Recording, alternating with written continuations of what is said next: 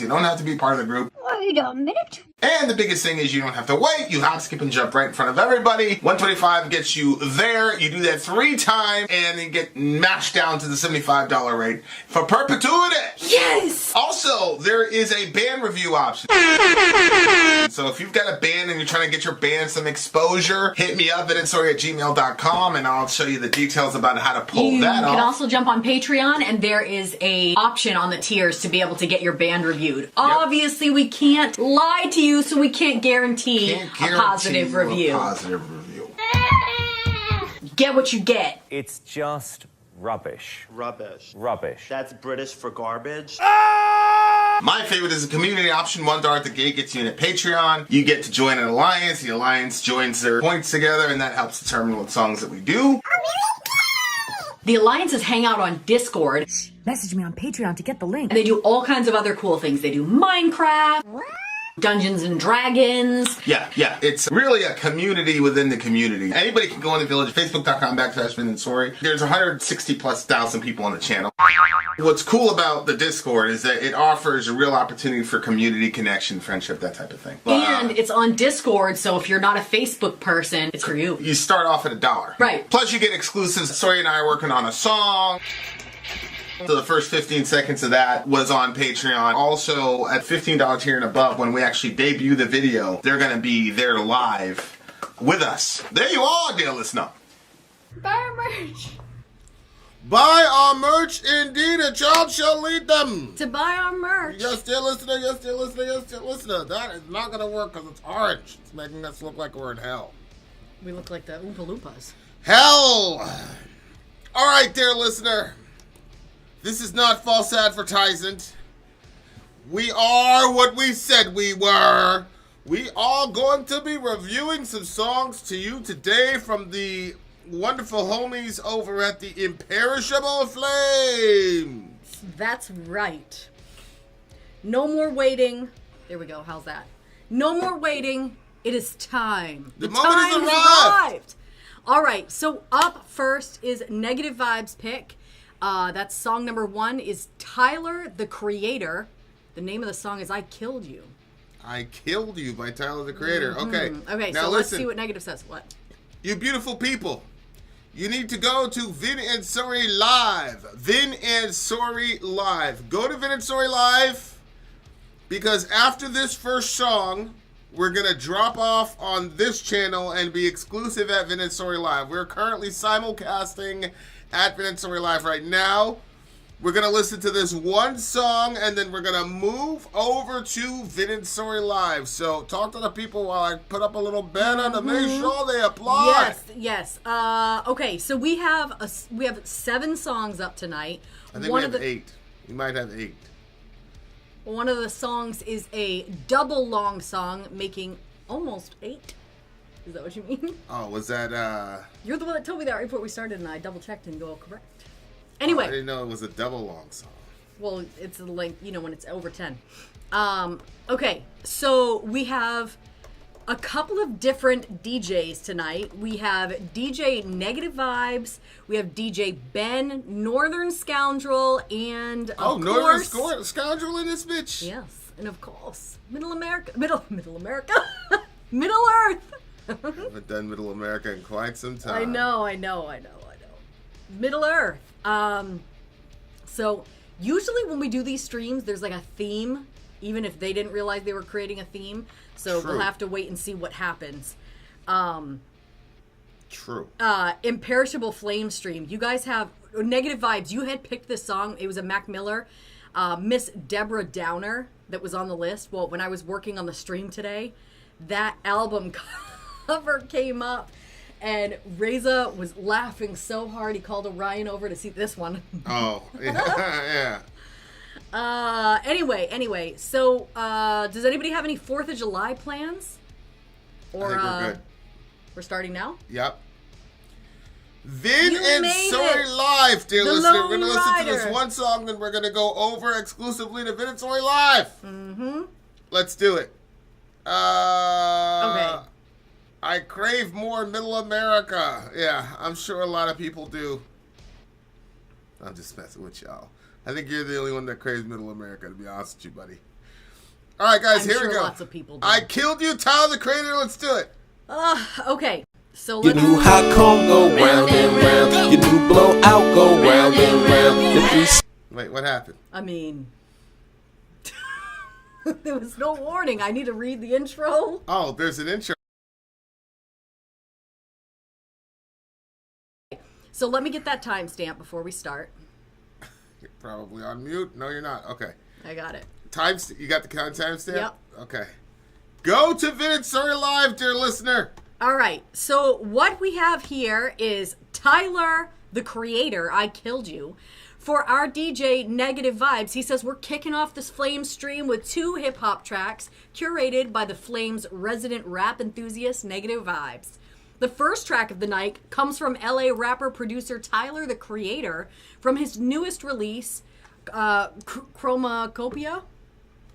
Chromacopia. It's what it an looks like to me. excellent album from start to finish. And if it was hard to decide on a specific track, but I landed on one called I Killed You, which boasts a feature from Childish Gambino. Okay. I think once you realize what the subject matter is, you'll appreciate how clever the lyrics are written as much as I do. All right. Now there's pressure for us Yeah. to ascertain I the was literally subject thinking matter. that. I was like, that means if we don't, we're dumb. We'll be dumb butts. All right, guys. Let's check it out. Here we are. Tyler the Creator, I Killed You. Let's do it.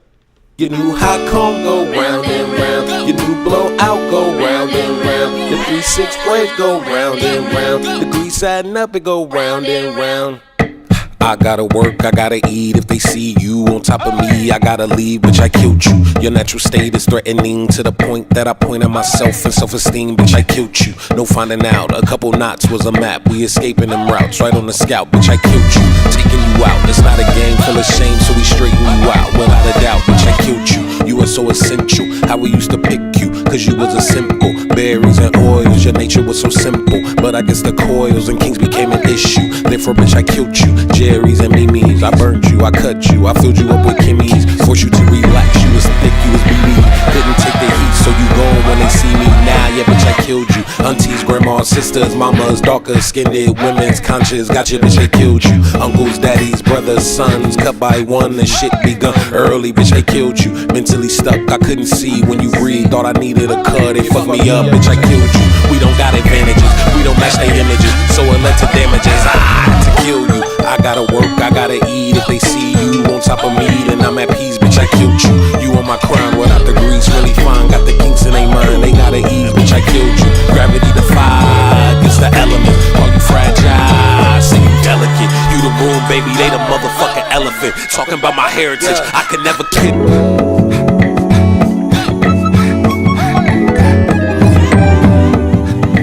He's talking about hair, y'all.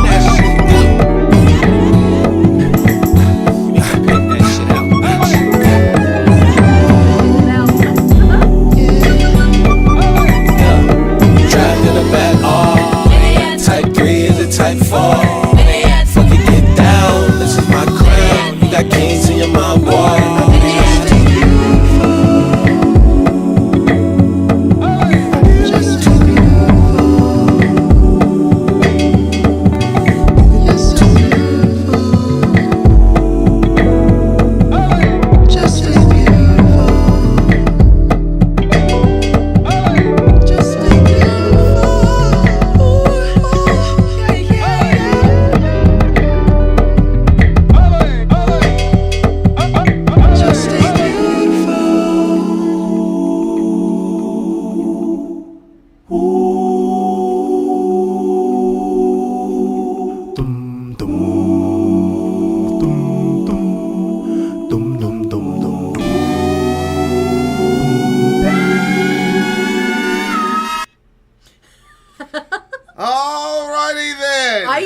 Think that I would have figured it out. As we said, dear listener, we need you to go over to Vintage Story Live. Go to Vintage Story Live. Over there. Okay, you gonna send me them lyrics? I already sent them to you. I don't think I would have figured that out. My mind was going all kinds of places. Yeah. Well, we gotta ask Negative if I was right. I'm pretty sure I was right, but we got to ask negative. Well, once you said it, then I need seemed pretty obvious. confirmation that I was right. So you can feel good. Yeah. That endorphin rush. That's right. Did you already know? I need something to make myself feel good. All right, here we go.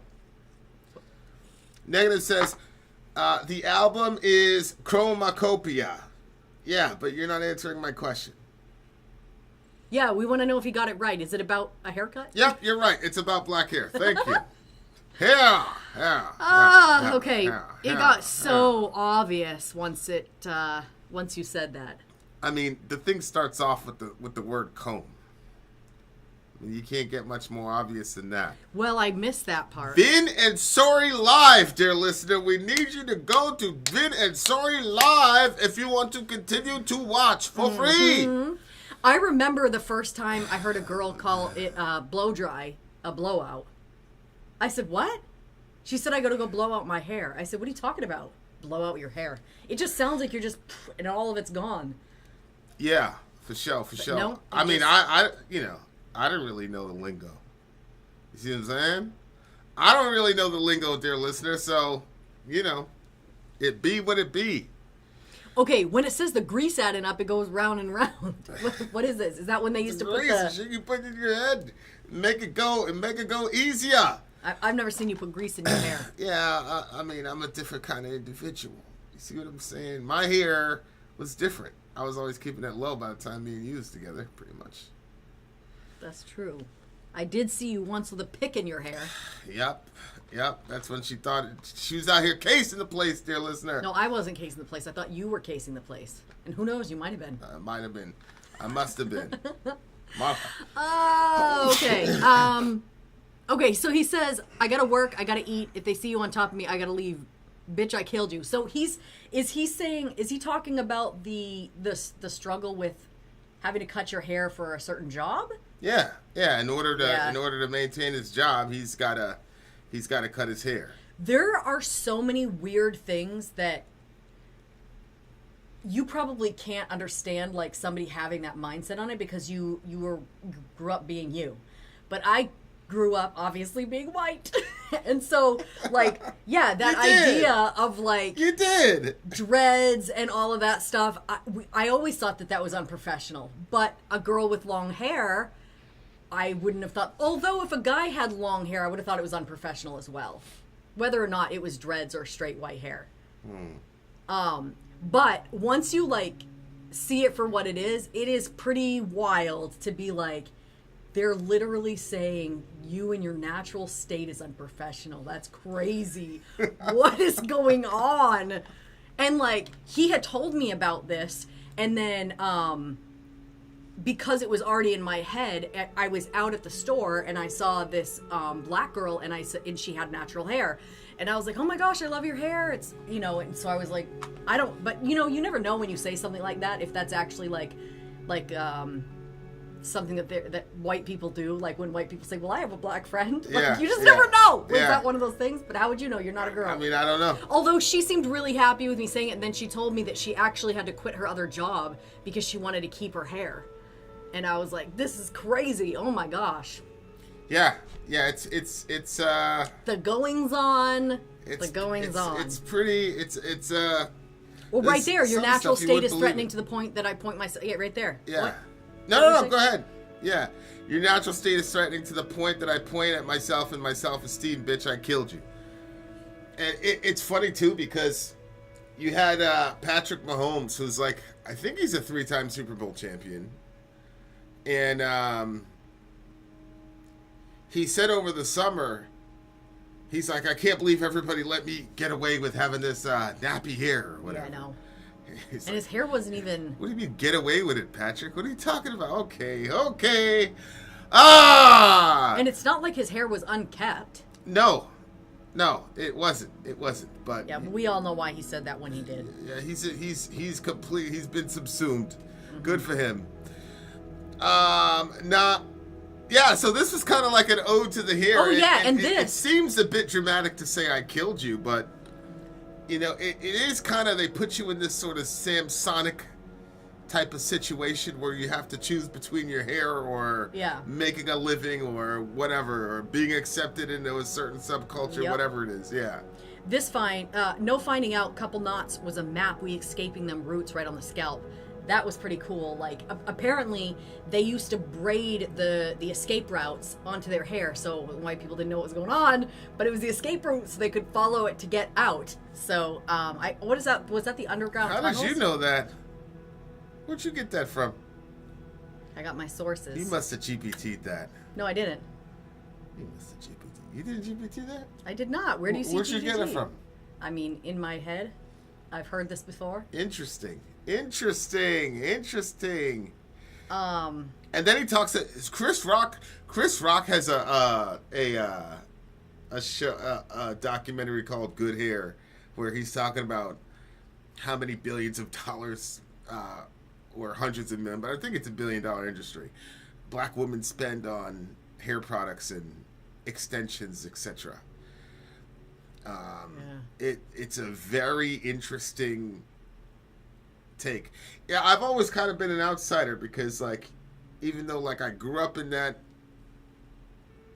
obviously around black people, like, we were so caught up in our own little dramas or whatever that we didn't really have a lot of time to think about any of this stuff. Like, sometimes I'll be, like, seeing people, young people, they're like, the microaggression about my hair, blah, blah, blah. I'm like, damn, like, oh, you guys, I I wish we were in a situation where we could have worried about that shit that's when I was interesting. coming up. Yeah. Like, you guys are privileged as hell. Good for y'all.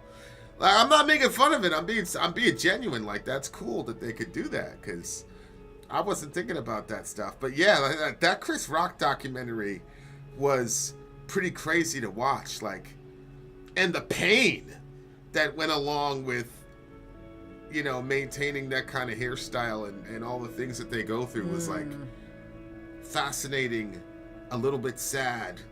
And it's interesting, too, because it says, I kill you. And it has this very dramatic, I killed you. But, like, a dude cutting his hair because he has to feed his family, you know.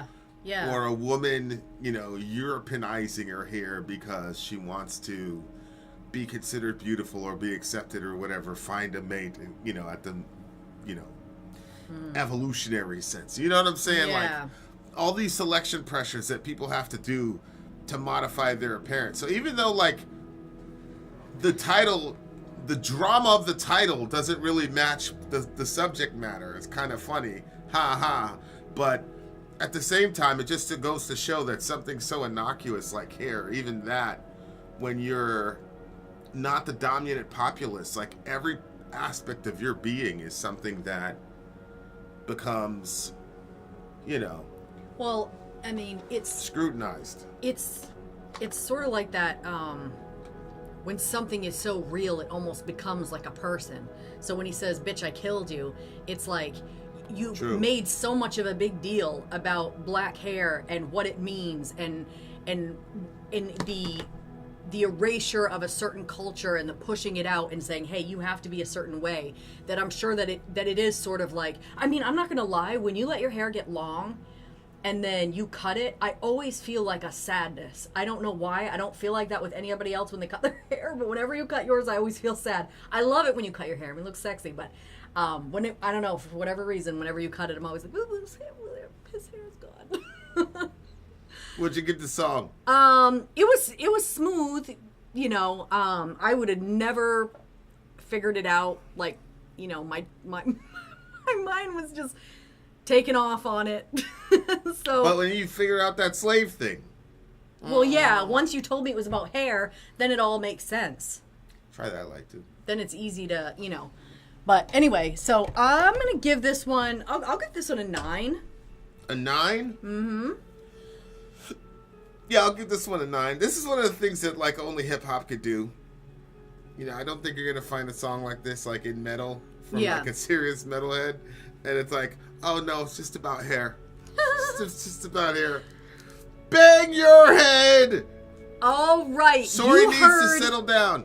I don't know why Sorry needs to settle down. Did you timestamp this thing? Dwayne knows. Okay.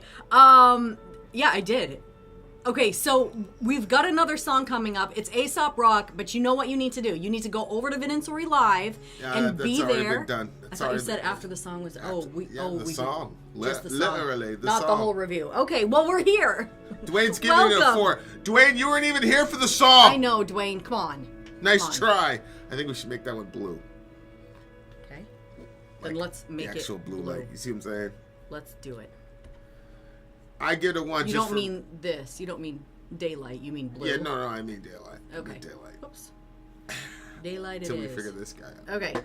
All right. So up next is another pick from Negative Vibes. This is his second song. Oops. Okay. Aesop Rock. Timestamp with that, right? With the first one? I did. Yeah. Okay. I haven't put it in the Oh, I know. thing yet. Where are we at? 23, 24. Okay. So Aesop Rock had an album drop just a few weeks ago titled Black Hole. Wow, super it. And it's a masterful. It's as masterful as the rest of his catalog. From this album, I picked out the closing track, Unbelievable Shenanigans, which really resonated with me as far as subject matter and overall sound. Shenanigans. I'm going to use that word tomorrow with the kids and see what their face is. Oh, okay. I'm going to be like, you guys with your shenanigans, the little ones. Orion's going to be like, what's that? What's a shenanigan? I'll be like, that's you. That's you and your horrible brother. Yeah, I was just going to say, you and your nasty ass brother. All right, here we go, guys. Hey, how much of that chicken do you want out there? Probably 2 more. All right, guys. Unbelievable Shenanigans. Could you send one of my slaves to get me a Red Bull? Unbelievable Shenanigans! Hold on, wait. I want to be fully... Amy in this bitch. DJ Tony in this bitch. Tony the Lone Rada Smith. There's a guy named Dwayne Chamberlain 3.5. You ever heard of him? No? No. Doesn't sound familiar. That doesn't sound familiar. I've heard of the Beatles, though. The Beatles? Yeah. There's lots of them here in Florida. They'd be crawling around everywhere. We just crush them. Crush them. Just Crush them. 3.5. Let's go. All right. If you know, you know. Cow chicken, yeah. Cow chicken, yeah. Yeah. Okay. Ready? Let's check this somebody out. Brought up cow and chicken. Let me find out you was watching Cow and Chicken, Amy. What was that? That's it was a show on Nickelodeon. Probably one I wasn't allowed to watch. And the theme song was Cow and Chicken, yeah! Cow and Chicken, yeah! Something like that. I'm sure I wasn't allowed to watch it. All right, let's go. This is Negative Vibes, Aesop Rock, Unbelievable Shenanigans. It's a song about Vin. That's true. And you know what that means. More than you know. All right, guys, here we go. Let's do it. Unbelievable Shenanigans. Let's do it. By the band again. What's the name of the band? Aesop Rock. Aesop Rock. I think that's not a band. That's just an individual. It's just an individual. All right, guys, here we go. Aesop Rock. Should probably update the thingamajiggy. I did. Do I already did. I already got it. Oh, okay. All right, guys, here we go. Aesop Rock. Unbelievable Shenanigans.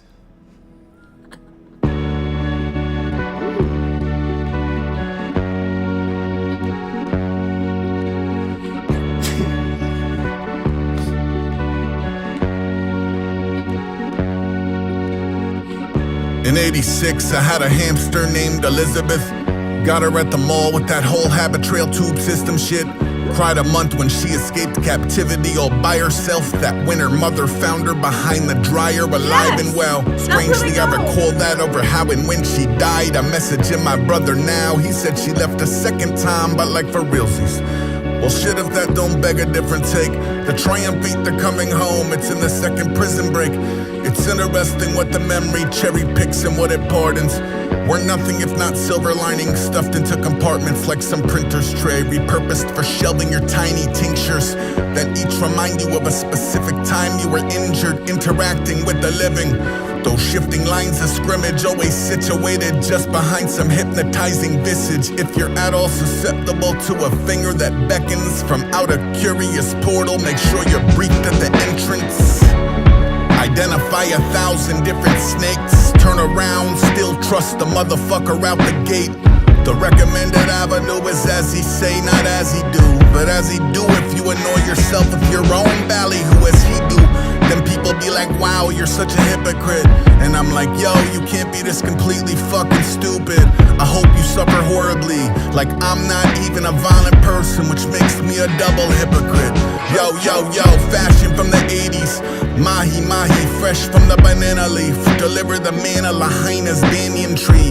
Rent me a two-seater that boasts an uncommon wheel count. That out-of-town embarrassment barreling through some speed round.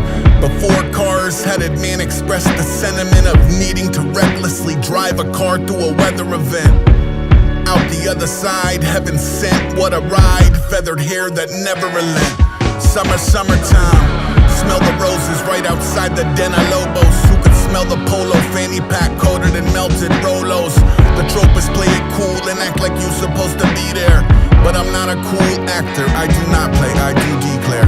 Next summer, y'all's panels on my fear of abandonment. Get the force of 1,001 unbelievable shenanigans. Friendly hangs, effortlessly peppered with contentious slang and extras. Till you playing 20 questions with interrobangs. What the fuck, how the hell, who are you? Is hope even a factor in the forward you are looking to? I ain't throwing shade, I'm only asking for this final scene. I don't need that energy around me when I'm finding peace. 6'4", 240, gussied up and camera shy. I'm just trying to eat, but all they see is spotted lantern fly. Tantrum with the biggest fucking baby in the candy aisle. I could not have picked a better day to randomize.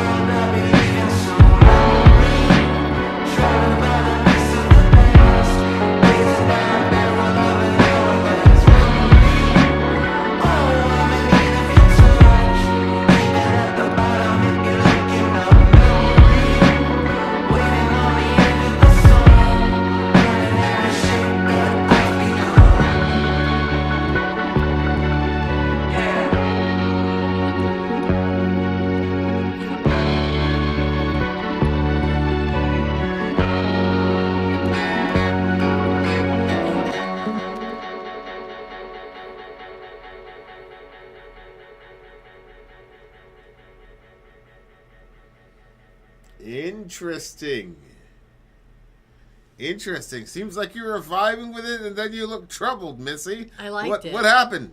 What was troubling you about it? Oh, well, I mean, I wasn't, well,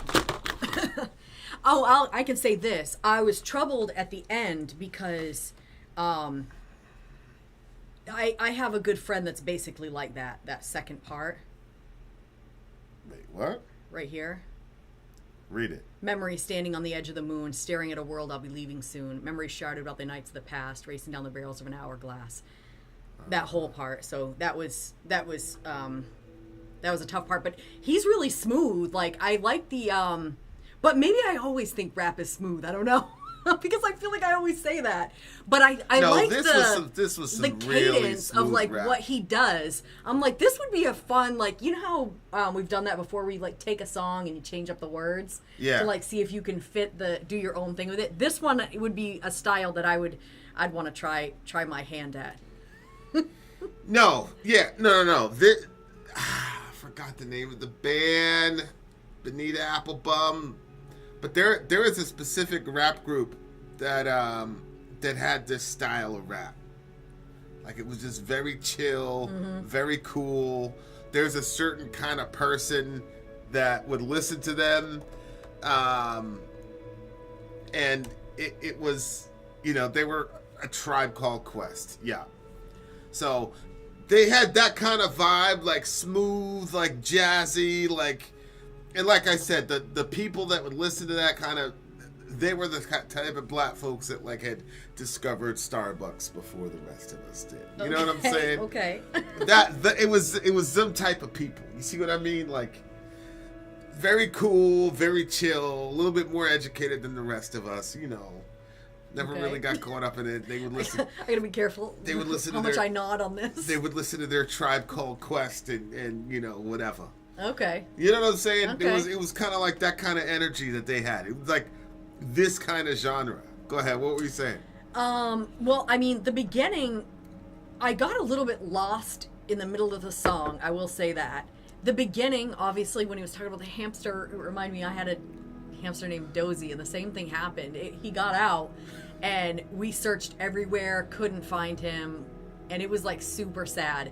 And then there was in our basement, the house was set up to be able to put a third bathroom down there, but it was never completed. You always talk about that third bathroom that never was. Are you bugs really me. resentful about the bugs fact me. that It bugs me because I was so hopeful for it the entire time. Wow, that's gonna be so cool, blah blah. But anyway, so this bathroom was never finished, but all of the piping and everything was there. You just had to It's add all a lies. bathroom. It's all lies. So anyway, there was a hole, literally a friggin' hole, a size of a square, and it went down. I don't even know what was down there. A sub pump? I have no idea. But Dozy had fallen down that hole, and he was friggin' covered in dust. And so we didn't, somebody saw him. I think it was my brother. And then we jumped down there. We pulled him out. We revived him back to life. Everything was great. But it's true. He had a second attempt. He never made it back. This is the second. Well, yeah. I will say, wait, this is actually pretty funny. So the first time, there was actually 3 times he got out. The first time he got out, he was trapped down that hole, starving to death. He was pretty skinny when we found him. Oh my God. The second time he got out, Do they meow or anything? no, they don't make it. They can make little squeaky noises, but I mean, Nothing to call for help. No. Give me a sandwich. Help! His cheeks were stuffed. I've never seen his cheeks so full. I think he was like, I'm going on a journey, and this time I won't be hungry. But the third time, we never did recover homeboy. So that's what I'm saying. I'm messaging my brother now. He said she left a second time, but for realsies. Yeah, for realsies. I've been in those situations where somebody's narrative that their parents told them got evaporated in real time. And I was right there when it happened. It was one of the strangest moments ever. What do you mean? Having that moment of realization. It was a terrible. Okay, I was talking about us being in a shelter, in a homeless shelter. Yeah. As little kids. You see what I'm saying? And I was talking about how my mom, at the middle of the night, she just gathered us up, and we're off in the shelter. And she was like, oh well, we're gonna see different places all the time. And I'm like, which of course is bullshit, because I already knew, because we had already been to the shelter, so I already knew, yeah, we're going to different places at the time, because the shelter would only keep you for a week, and then you had to go to the next one. And as I'm saying that, he's like, yeah, my mom, and it was like, His mother did the same thing. His mother had done the same thing with him and his brothers. And then he was really small, and then they never went back to their house again. And so he's like, and I was like, ah! His whole face, one of them really white dudes, his whole entire face got red. Oh, yeah. no. And worse yet, it was my very, very, very first trip. He was checking me in and shit. I was like, oh, to Kentucky or whatever for that. And I was like, me, I'm like, oh, if I could make a connection with everybody, I want to share this real vulnerable moment, because apparently being in a homeless shelter when you were a kid is some vulnerable moment. So, they tell, he was, they tell you all this stuff to, But you said the people that end up in those situations are very similar. What do you mean? People that end up in that job, they're yeah, similar. well, but he was support. You see what he was like? There's bureaucracy to everything. You see what I'm saying? Yeah. So, I'm like, hey, no. Yikes. It did not work well at all. Didn't work well at all. All right, so then he says, well, shit, if that don't beg a different take. The triumph ain't the coming home, it's the second prison break. So then, it's interesting what the memory cherry picks and what it pardons. This stuff made sense to me. We're nothing if it's not silver linings stuffed into compartments, like some printer's tray repurposed for shelving your tiny tinctures, that each remind you of a specific time you were injured, interacting with the living. So he's talking about, just as life progresses, you have different things that bring you pain, but you remember only certain parts of it. So is he talking about when we remember the things that bother us, but not necessarily what we've done to other people, or is he talking about forgetting real important stuff because it's too painful? Well, I think it's all of that, but I don't know how much down in this rabbit hole I want to go. But Michael Levin, who I keep saying in 2 years is going to win a Nobel Prize, and honestly probably is going to find a cure for cancer. Or at least a way to neutralize cancer, I'll say it that way. And if you understood how, it's pretty wild. He has the idea that that memories are actually have agency. That memories are part of some deeper substrate that's designed to keep our specific collection of atoms in the same kind of direction. And the only way to do that is to have the same story, because really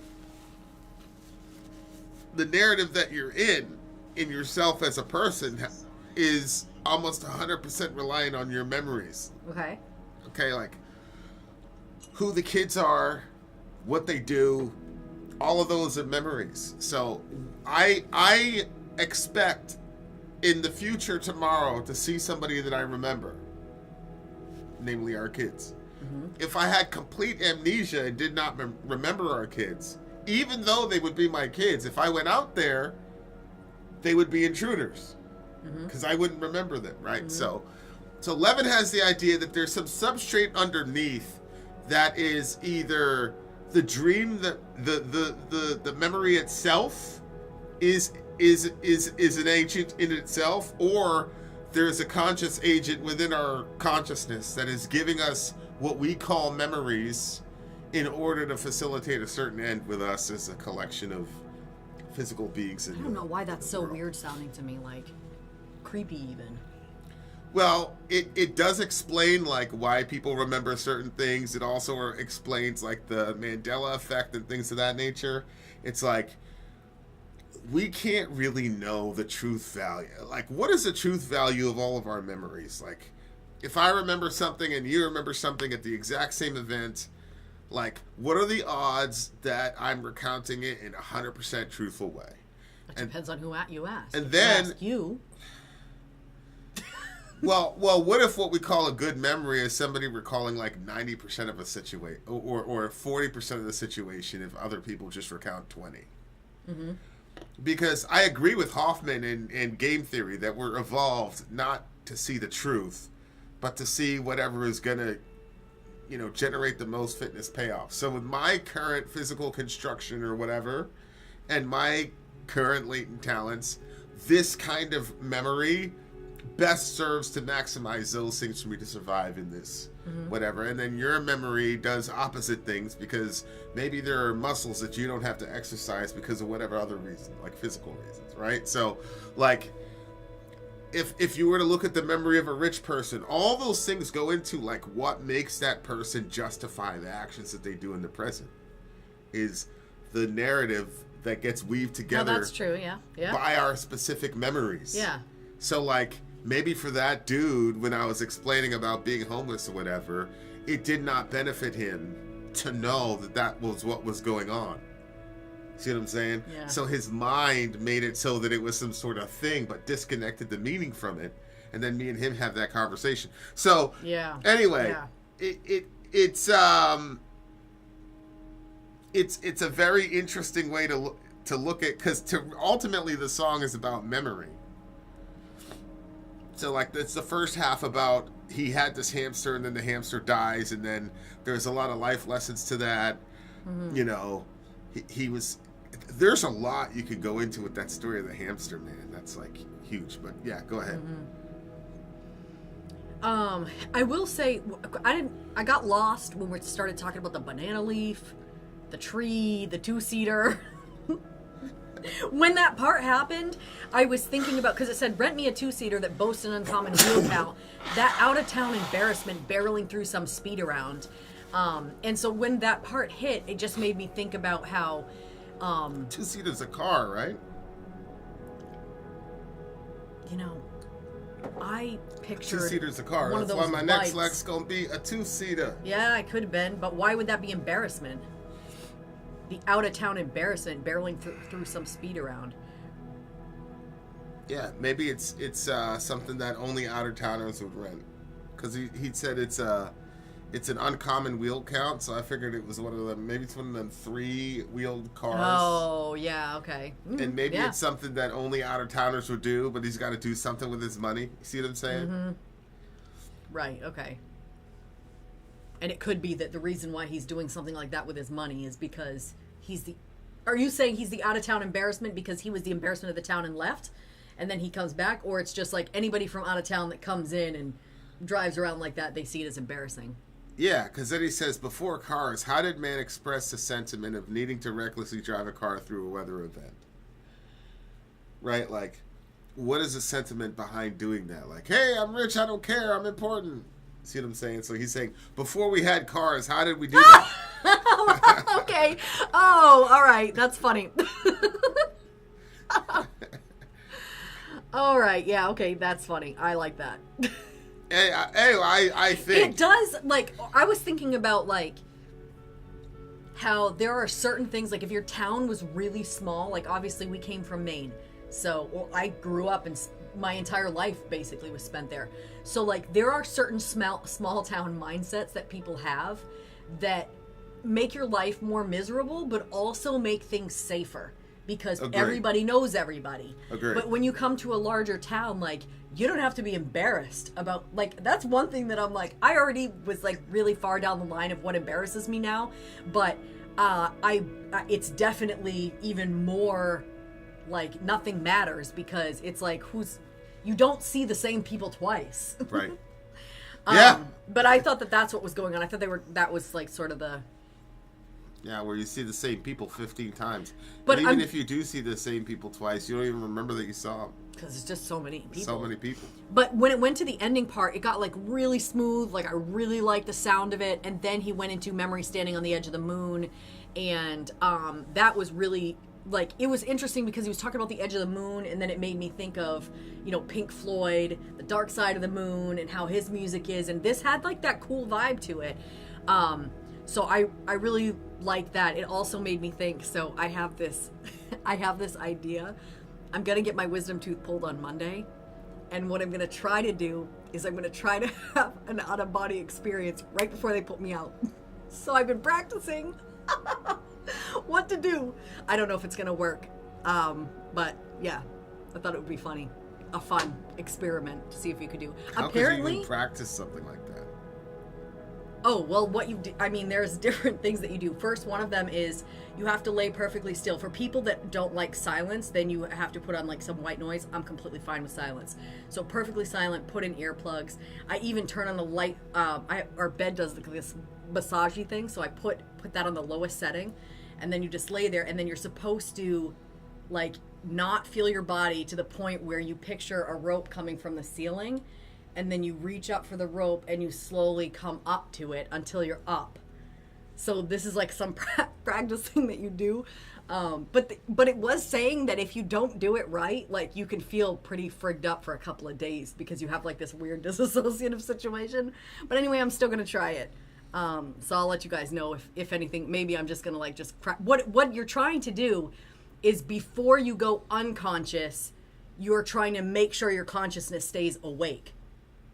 So before your body shuts, your consciousness still stays awake. So you have to stay really focused and extremely calm. So, anyway. Wonderful. How long is this procedure? It's 45 minutes. I wish you'd have just done it the other way. I mean, Johan I was there the entire time. It was a bloop, and then drove him home. No.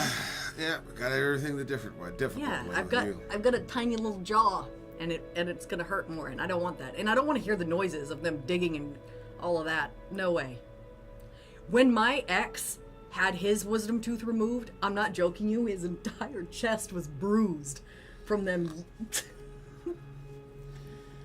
So, all right, no, what put do you me to get the sleep. song? I really like this one. I'm at a 9.6 for me. Maybe even a 9.7.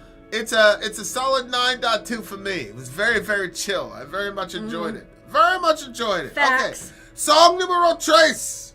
Song numero tres. Well, What a Hunter, I'm not horrible- sure if it's a bad idea, okay? If I don't make it back out of it, you guys will know never to try that. That's so bad. Hey, who's excellent. Here come the Red Bulls. Oh, careful, honey. She's there's always a tea laughing right there. at some horrible, horrible situation. It's always a genuine belly laugh. I'm like, know. I haven't really It's a seen coat. you laugh with so much joy before, but here we are. Thank you. Here we are. Thanks. You Hey, It's a what's nice up, shirt. buddy? Good to see you. I guess people want me to resurrect Middle America. Yeah, there's lots of things going on. Did you How was- see the birthright citizenship? Yep. Yeah. Shout out to the president. Yep. Fuck everybody else. I told you it was constitutional. Explain that study in one word. Doesn't mean it's constitutional. Tell me about that study in one word. What study? You want to vote? Oh, it was like salad. Okay, thanks. Okay, you guys, we are not done. We've only just begun. Okay, up next is Northern Scoundrel.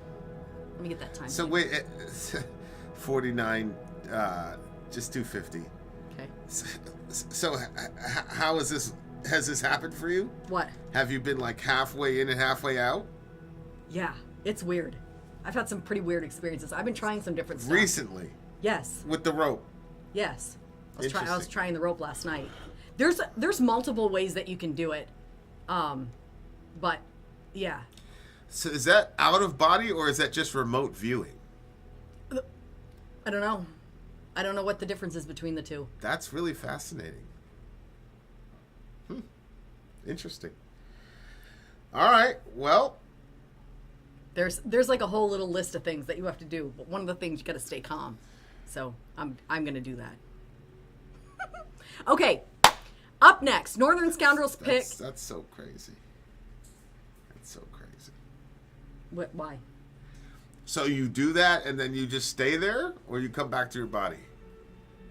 Well, We should talk I'm about this not later. gonna- I mean, I've discovered this along with you, dear listener. So I don't know what type of witchcraft this woman is caught up in. But let's go to the next song. Holy shit! All right, up next is the Haunted Eye of the Storm. God Okay. almighty. What the fuck? Okay. What we have All right. here is Northern Scoundrel. Actually, I don't even think he has anything to say. Really? Yeah. He usually has a little Northern Scoundrel. Are you jipping us? Vin's leaving. I ain't going nowhere. This is my stream now, bitches. I ain't going no. All right. Oh, people would love it. People would love it if it was your stream.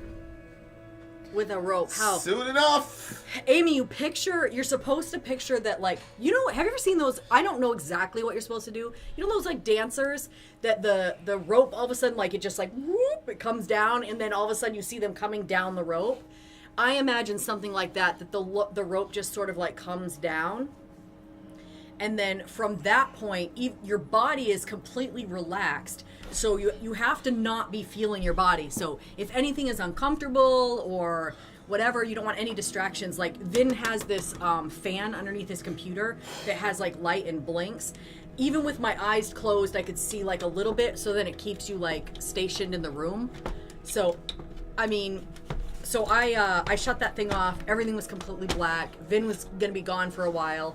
And so I was like, now's my opportunity. And then you just like, while your body is there, you like, it's like imagining, but I don't, you like sit up and start grabbing the ropes. That way you can make your way up. There's comments in there. Okay. tell me where they are. He said, "Find the comments." He said, "Find the comments, Vin." I wonder if we go. Is it down here? There's no comments there, but maybe hold on. Let me try this. Sometimes if you go to edit, there'll be no. Hate to tell you this, buddy, but Is this haunted? Archero says he posted comments. Archero attached an this right image. here? Archero, if you go back into the Trello board on your side, you might not have clicked save. They, that was like a problem that they used to have. Oh, there it is right there. Hey, he got it. Good job, Vinny. All Okay, right, so apologies. let's Archero do did another have timestamp. it. Yep. 53:25. Okay, I'm not doing the seconds anymore. I'm just going to go 53. All right, bringing you one of the long snubbed bands, namely The Haunted from Sweden, formed out of the ashes of the Gates. First breakup in 1996. They went more into the thrash and groove metal lane than death metal, still keeping the melodic death metal Gothenburg style. I saw the band at Wacken. Of course you Of did. course he did. I told you. 2008. Although I was like, what the hell? I do not remember being extremely tired since they performed in the night, but I was dead set to see them. Wait, did he say he was not? I do not remember being extremely tired since they performed in the night, but I was dead set to see them, and I had to force myself to stay awake in the end. No pictures, as those I took with the digital camera are not much to brag about. All right, so here we go. We have The Haunted, Eye of the Storm. Interesting, because the last song said about driving through the weather. And Yep. now we have the Eye of the Storm. Yeah. All right, guys, here we are. Here we go. Now the new and improved introduction. Now that we have the actual comments. And Jay's on the way back. And who? Jay. Excellent. All right, guys, here we go. Let's go. Song number 3, The Haunted Eye of the Storm. Now.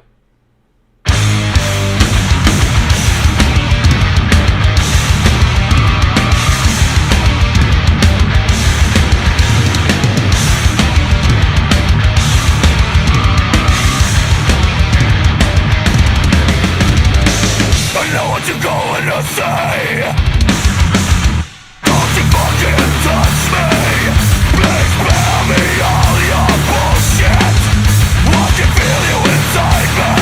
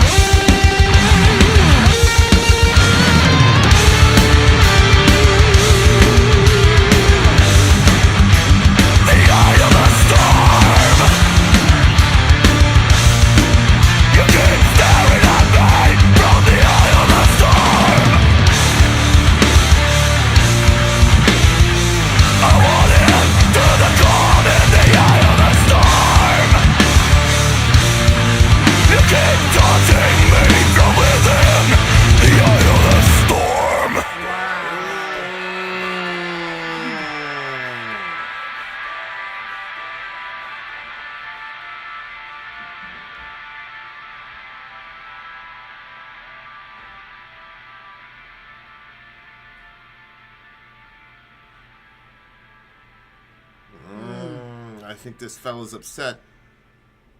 I think this fella's upset. I believe so. I believe he's upset, dear listener. Okay, what do you got?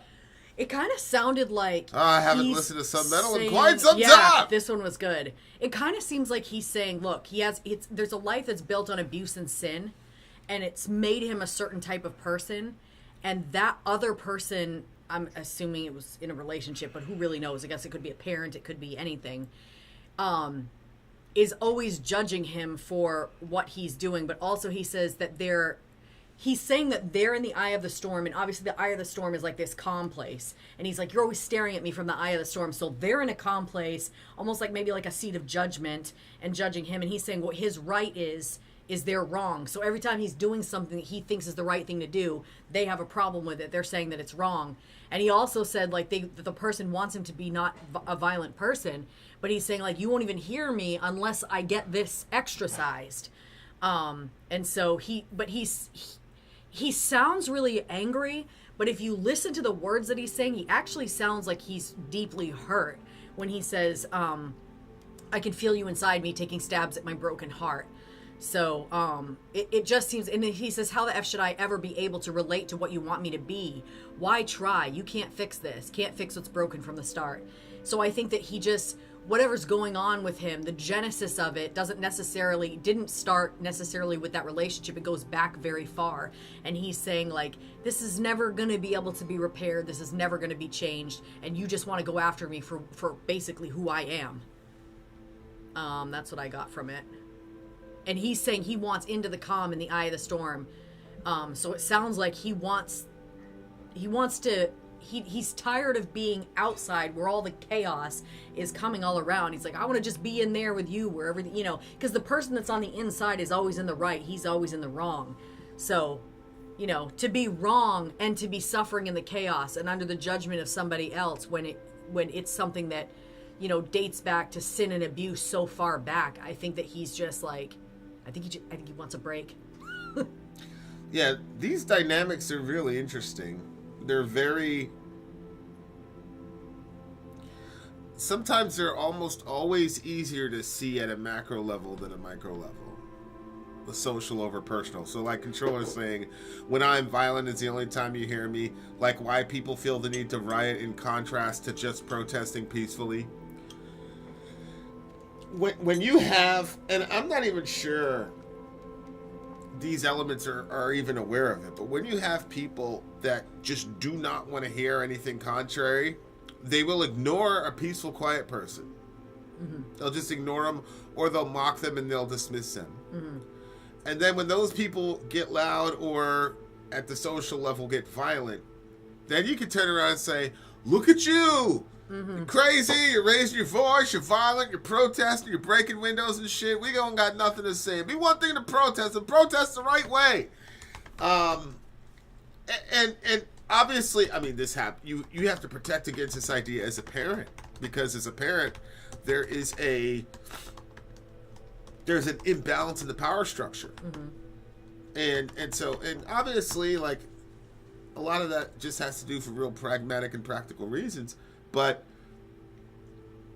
most of us default to not wanting to hear anything negative about how we're executing a role, or or the effect we're having on people in a negative sense. We want to hear positive things about ourselves, obviously, but we don't want to hear the negative aspects of it. So it's like,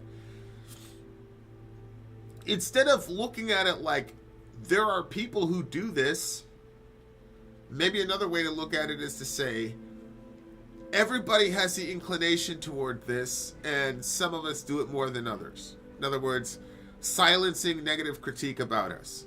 So if you completely dismiss negative critiques about yourself, and the person is in your orbit, or it's a society of people who are basically trapped in that situation, eventually the energy is going to rise in a non-positive way.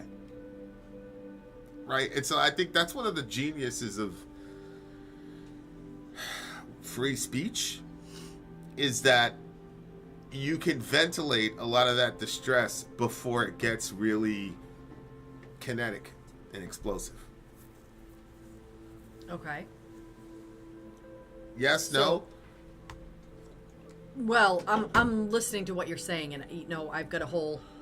I'm listening to you, so you can say more. But I don't have anything at that point. I put my spiel out there, and I missed the last sentence you said. Just say the last sentence again. Well, he says things like a life built on abuse and sin. If I promise to play nice, will you let me in? So he's not supposed to protest. He's not supposed to vocalize any sort of disagreement with the status quo or the people around him or whatever. Mm-hmm. Then the next line says, take it all. I've bled for far too long, caught in the storm. My right was always your wrong. Which could be a double entendre. My right, as in my rights, that have been violated, have always been your wrong. See what I'm saying? Yeah. No, go ahead. Yeah. Dwayne says, sorry, totally disagrees, which is fascinating. I want to hear the discussion. I don't know why you guys are saying I disagree, because I feel like that was basically, similar to what I was saying. And also, I was more going off of what Controller was saying. You see it, what did he say? He's just talking about the dichotomy of like the catch-22 that people get caught in, was where when somebody's protesting in a polite way or voicing their opinion in a polite way, they get dismissed or they get mocked. Dismissed at best, mocked at worst, and then it escalates and gets kinetic, and then all of a sudden those people are crazy, which really means you never wanted to hear any sort of contrary opinion. Yeah, I mean, the idea. I had this conversation with somebody just a couple days ago where I was talking to them about, the riots. I think I talked to you guys a little bit about it. And there's that understanding of, why are the riots happening? Like, why do people break somebody's store when there's, something going on? Like, why can't we have conversation about it? And I think that, the ideal situation is that you could have a conversation, but I think we all understand that there are some people and some systems that will not be changed because those systems are set up for certain people or for certain groups of people, and those people will not give up that space, even if it means that they're taking over other people's place in society, or that they're crushing people beneath them. They want the status that they have, they want the place that they have in society, and they're not gonna give it up without a fight. I mean, if we believed that all it took was talking, then why did we fight against Britain? Why did we do the things that we've done when we've had issues? We always go to war. Well, that's because, unfortunately, people are not willing to give up those places. So, I think when you see a singular person and their reaction to violence that's done against their family, violence that's done against their children, like, you see those individual situations, it makes sense. Like, people praise it, honestly. I was just reading a story about a guy that had found out that his kid had gotten molested or something by this guy, and as soon he waited at the airport, and when the guy came in, he shot him multiple times right there. Yeah, every Father's Day that guy's picture gets circulated. Yeah, and he got off, and everybody's like, everybody feels like, great for that guy. But then we don't want to look at why are these riots happening? And then missing whole context, looking at how unjust a system is, and realizing that you have parents, you have people that love other people that are watching them get crushed beneath a system, and then just expecting those people to talk calmly, like that's so irrational, and it's so crazy to me that even that's. But I know that I used to think like that, so I do understand thinking like that. But now on this side of things, I'm like, no, you cannot crush people beneath your boot over and over and over without them finally saying, we're going to revolt. Yeah, and I think that's why I think it's more helpful to say all of us have the propensity for that. All of us have probably done that. It's just where you are on the scale. And I think if we can find more areas of commonality with the bad guy, say it that way, I think we could have more productive conversations, I think. Yeah. If you recognize in yourself first that you have the propensity for this, you don't want to hear anything negative about yourself. Mm-hmm. Then you can see. And it's interesting because I'm watching that happen now, where 2-3 years ago, the group of folks that were like mocking people who needed safe spaces, the people who were telling folks to get over slavery and all, oh, get over the past and the oppression Olympics. Now that they feel like they're in the bullseye, now they want safe spaces on college campuses. Now they're hypersensitive about triggering terminology. Now they're hypersensitive about their past in relation to, you know what I'm saying? Yeah. And it's very fascinating to like watch it unfold, because there is no, you could tell like they don't even understand how hypocritical they sound and how hypocritical they look on this side of it. So I just think it's like, okay, all of us have this sort of propensity for this. You definitely see it in yourself as a parent. It's always the people without kids that truly believe that they would be able to be like perfect parents or whatever. But of course it's there, of course. And it's very difficult for human beings who are in power, in any sense, in a relational sense, in a societal sense, in a political, governmental sense. It's very difficult for human beings who have power and inordinate influence over other human beings to manage that power well. Yeah. So yeah, very. Well, I very think that's why you have passages in the Bible that says like, love your neighbor like you love yourself. Treat people like you want to be treated, because that gives you a sort of gauge. Like, it doesn't mean that we're going to treat everybody perfectly using that gauge, but it does mean that you can tell whether or not you're being, like, if you're being hypocritical in the way that you are, then you got to work on that. And there is also another thing. Isn't there a verse that talks about, like, basically, like, if you're, I don't remember exactly. I thought it says something about the truth with love or something like that, like when you're speaking the truth in love. So I think that that's also a part of it, like this, just dismissing somebody's pain and saying what did you say, the what Olympics, what'd you call it? Oppression Olympics is a term that these people like to use. But Dwayne says the bad guy's white, history dictates. Well, Brother Minister Farrakhan said something really interesting. You can't say that the black man and that indigenous people were the original peoples, and then say that history dictates that white people are the bad guy. Like, that doesn't work. Because, historically speaking, all of us are the bad guy, which is why I find the doctrine of original sin such a... Societies need to be built on those two doctrines. Image of God and original sin. We cannot say that, historically speaking, white people have been the bad guy. The Aztecs were sacrificing people, digging out human hearts while folks were alive to their gods or whatever, and there was nary a white man in sight.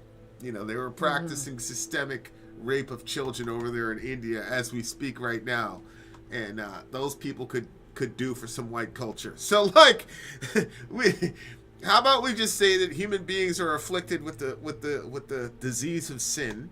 Yeah. And Controller will get us songs that should first make us look at ourselves before we look at our significant other, parents, school teachers, football coaches, boss at work, state governance. We're under DeSantis. Fashion is, the reason that we keep ending up in these cycles of oppression is because we've misdiagnosed the problem. You got some groups that want to locate it in capital. You have other groups that want to locate it in race. You have other groups that want to locate it in religion. Oh, if we had no religion, we'd all get along.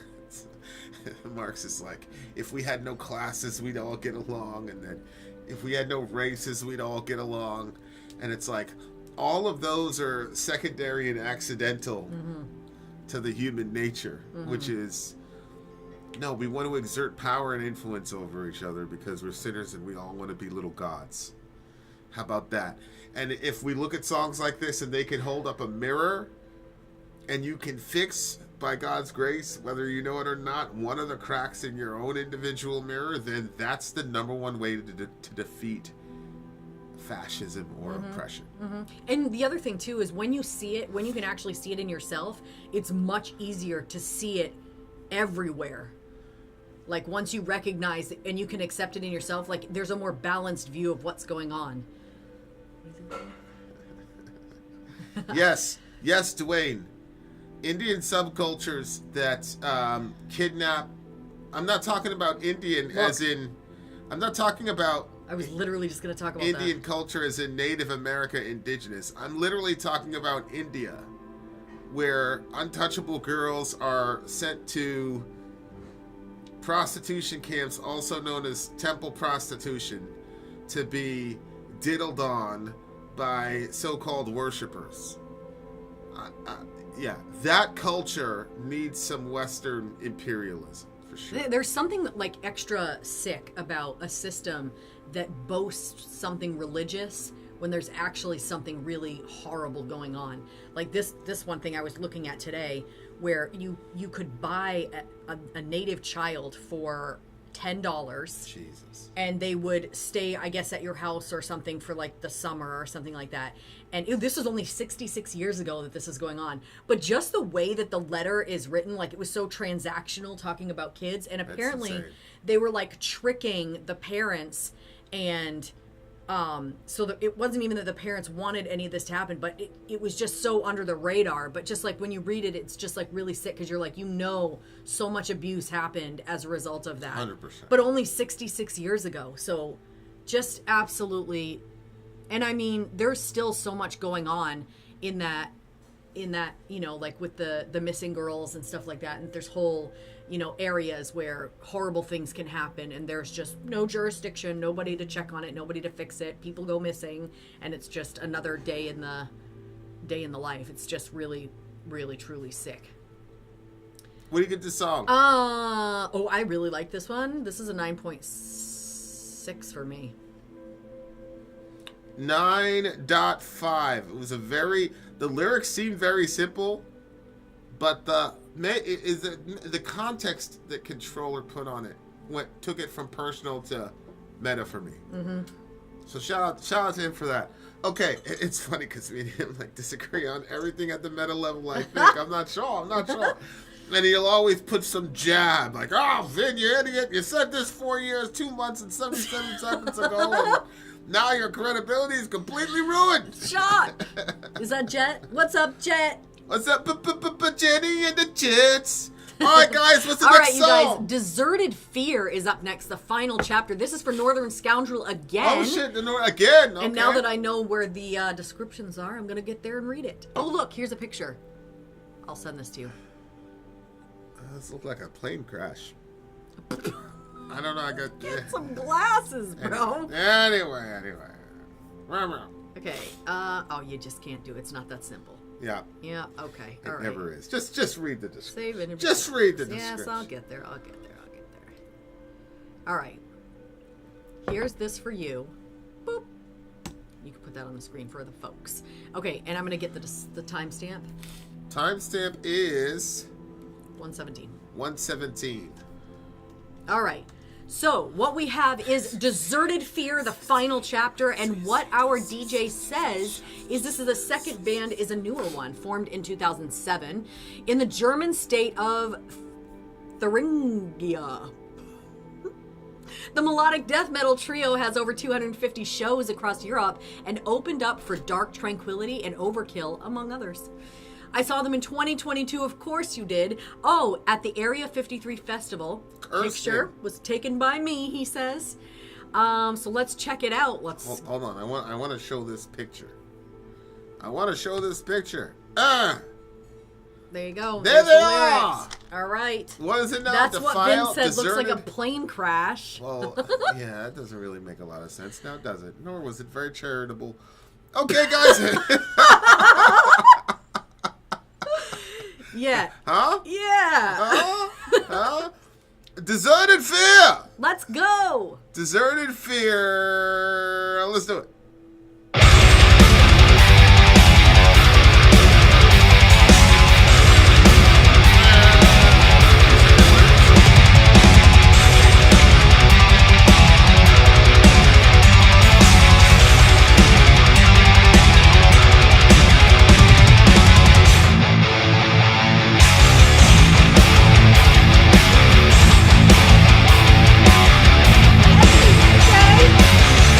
Wait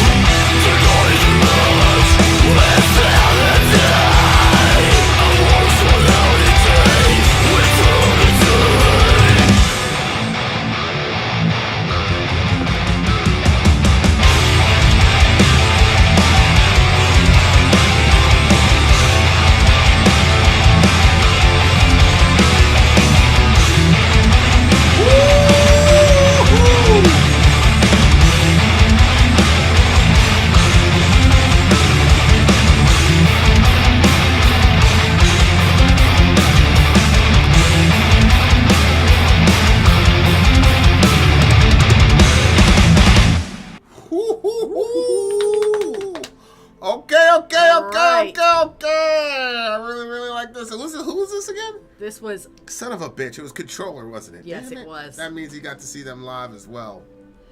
Ridiculous. He said that at the very beginning. That We he should saw be them. living that life. But we're not. The one with the 300,000, whatever. But we're not. Yeah, he is. Son of a bitch. Yep. All right, continue. All right, Ben, I think I fixed it. Can you just double check that? I don't know. It got a little confusing for me, but I believe I fixed it now. Okay, so we have... Okay, I'm pulling up the lyrics over here, too. Yes, we already saw the picture of him at that show. He took that picture himself. So what actually was this song about? I have a theory. I'll take your theory. Yo, Dwayne, this guy Dwayne is in his element tonight, boy. He just dissing all these bands. Put some respect on their name, Dwayne. What the fuck? We think nothing will pay off the price. Too late for morals to rise. Rethink, cast aside. It's up to you to decide. Undone, tranquilize. The final chapter of humanity. We sink, delusive, demonic in hell. What year did this come out? Deserted Fear, the final chapter. Go check what year that came out. We sink, delusive, demonic in hell, on demand. They cast out the spell, deny the urge, insanity. A voice calls out in dreams, eternity. Unsink the path you follow through life. Your soul shall compose the strife. Forlorn but still alive, born into fear, weak aside. 2022. Headshot, compromise, the final chapter of humanity. Okay, so Controller's saying 2019. This thing is saying 2022. But look, it says 2019. Too late for morals to rise. Okay, so what do you think's going on with the song now? I saw the lyrics the entire time. I don't know what's going on with the song. I don't know. Okay, well, it looks like here that this is a cultural or societal commentary song, and it's probably all of humanity because it says the final chapter of humanity. So there's probably enough people in the society or in the world to where if they subscribe to this ideology, it's going to result in the destruction of humanity. The final chapter of humanity. And maybe it's too late. Because it says, we think nothing will pay off the price. It's too late for morals to rise. It's up to you to decide. So when he says, unsink the path you followed through life, your soul shall compose the strife. Forlorn but still alive, born into fear, weak aside, headshot, compromise, the final chapter of humanity. So is he saying, unless we rethink this, unless we stop syncing up with the path that we've always followed, then this will be, humanity will have it end? Well, it says your soul will compose the strife. And a lot of people separate the soul from the mind in a lot of their metaphysics. We don't. Obviously, we've got a pretty specific kind of metaphysics. Mm-hmm. What's interesting here, though, is I've said this a lot because, when you get into debate spaces, everything has to be super technical. And so people always want to avoid what they call emotionalism. So everything has to be about logical syllogisms and not emotionalism. Mm-hmm. And I think when you're arguing for fun in a debate space, sure, but there are other aspects to the human being, and those also need to be appealed to, including the emotions. Yeah, it's funny. It makes them feel better to go by knowledge. Well, you see what I'm saying? I'm not sure it's that. I just think it's a oversimplification of how we derive truth. So they're looking at it like we derive truth by these logical syllogisms, and if your logical syllogism can remain consistent with itself, then you have a much more chance of hitting up on objective reality than the other person who's just completely irrational. And there's a part to that that's true, but there are other parts to that they don't account for. So let me give you an example. I always used to say, okay, what if you live in a society that you're not a sociopath, but you're taken over by sociopaths? So sociopath is a person who knows intellectually that something is wrong, but doesn't feel the guilt of the wrongness, right? And so what if you were taken over by a group of sociopaths who can argue that something is right because they're sociopaths and they don't feel the commensurate guilt that should come along with it? So if you say to yourself, if you have a group of people that are genetically deficient, they're fucking up the gene pool, and the goal of evolution and the goal of our country is to have the strongest set of genes in the world possible. Therefore, we should kill all these people.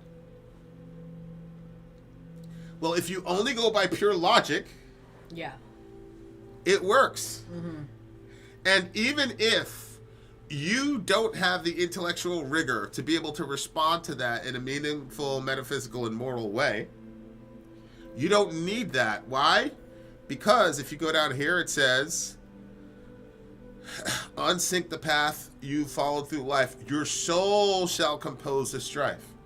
Meaning, even if you couldn't out-argue this horrible professor on a logical basis, your soul knows something is wrong, right? Like, what we're doing to these Jews is crazy. No, we cannot keep putting them in these camps. Like, what are we doing? All of our neighbors are disappearing. There's an argument, German ingenuity, blah, blah, blah. Whatever you want to say, there is some argument because that country had been captured by sociopaths. They had been captured by people who couldn't feel the guilt of what they were doing to people. Mm-hmm.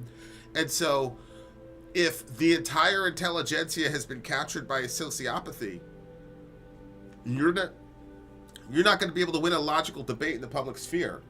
But it would be enough to say, yeah, but this feels really wrong, man. Mm-hmm. Like, this feels really wrong what we're fucking doing. Yeah. Right? Yeah. And I think that aspect of the human experience does not get accounted for a lot. And if you look at history, you know, when the Allied soldiers, there's a famous picture, they made them walk through all these made the German citizens walk through the concentration camps. Yeah. They didn't sit there. What did they do? They appealed directly to the soul, right? They bypassed the mind because they said, you guys have been brainwashed.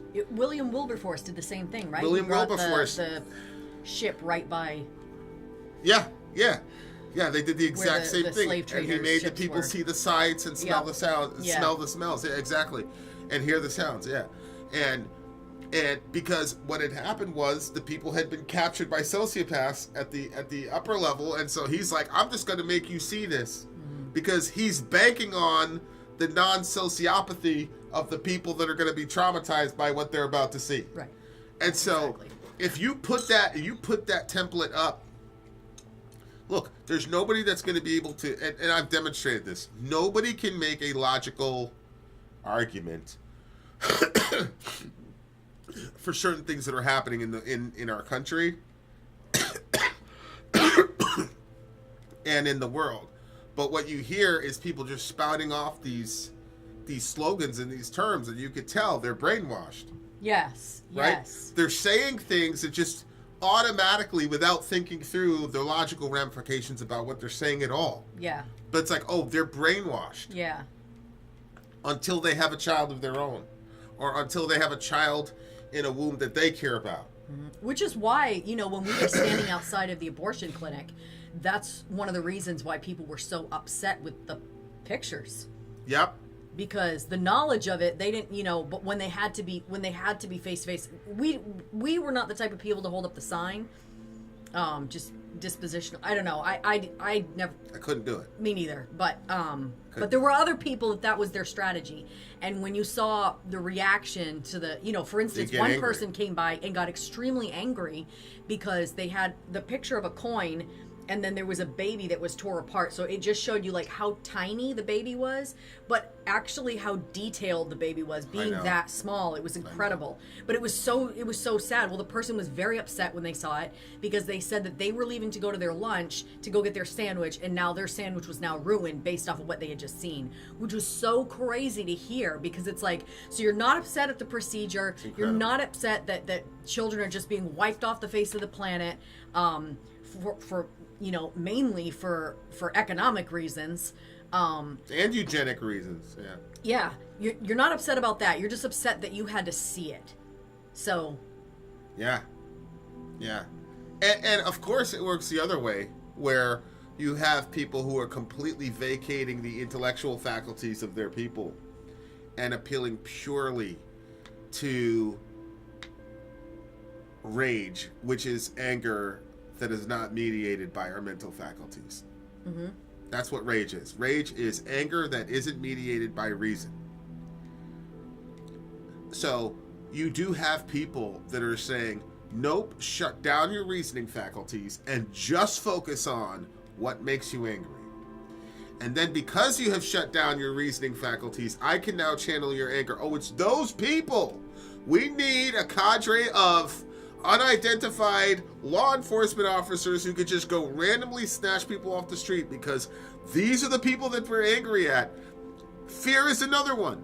You know, hysteria or mania at the societal level, I would again say, is fear unbridled by our reason. Yeah. Right? And so they take all these valid human emotions and then they strip them of reason, so that you've got a ball of millions and millions of unthinking people who are just feeling the fuck out of everything.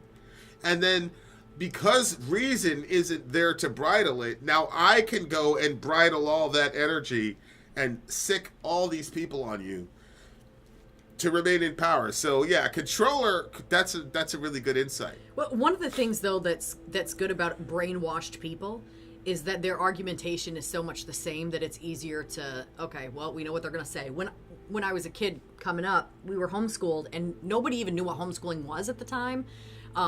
You always got the same questions. Is that illegal?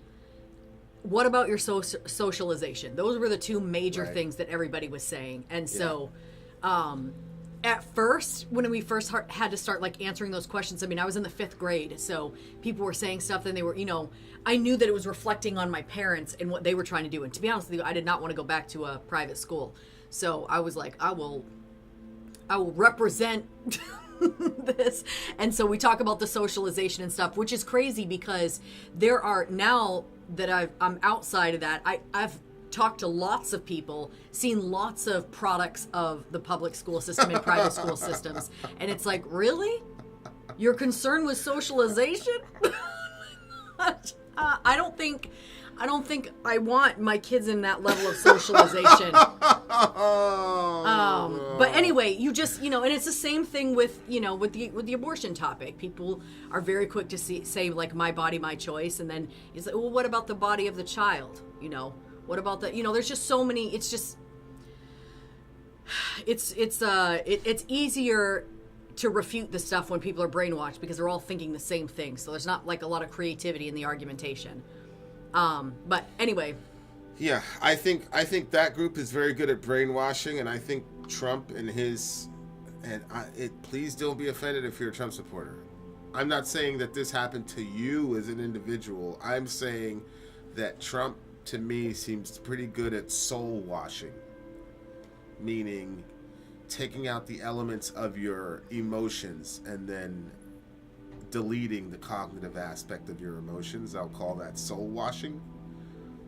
And I think Trump has been probably the best soul washer that we've seen in a very, very long time.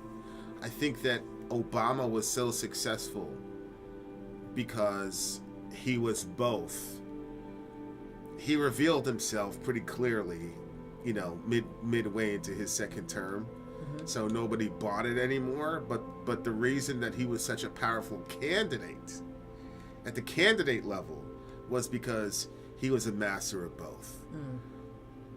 You know, he had just enough sociopathy to be able to phrase everything in a way that would made sense and was a palatable, coherent argument. And he was also able to appeal to the emotions of that's why he was both. He was able to do both. Bernie was also that. I just don't think he had the psychopathy to do and say what needed to be done to actually be the American president, actually. So anyway, there's so many things that could be said. But two good thought-provoking songs. You wouldn't expect anything else from this guy, Northern Scoundrel. I'm giving this one a 9. It was heavy. This is my favorite song so far. 9.4. Sorry. Okay. All right. We ready to go? Fleshgod? That was such a good catch on the soul washing piece. Let me think about that for a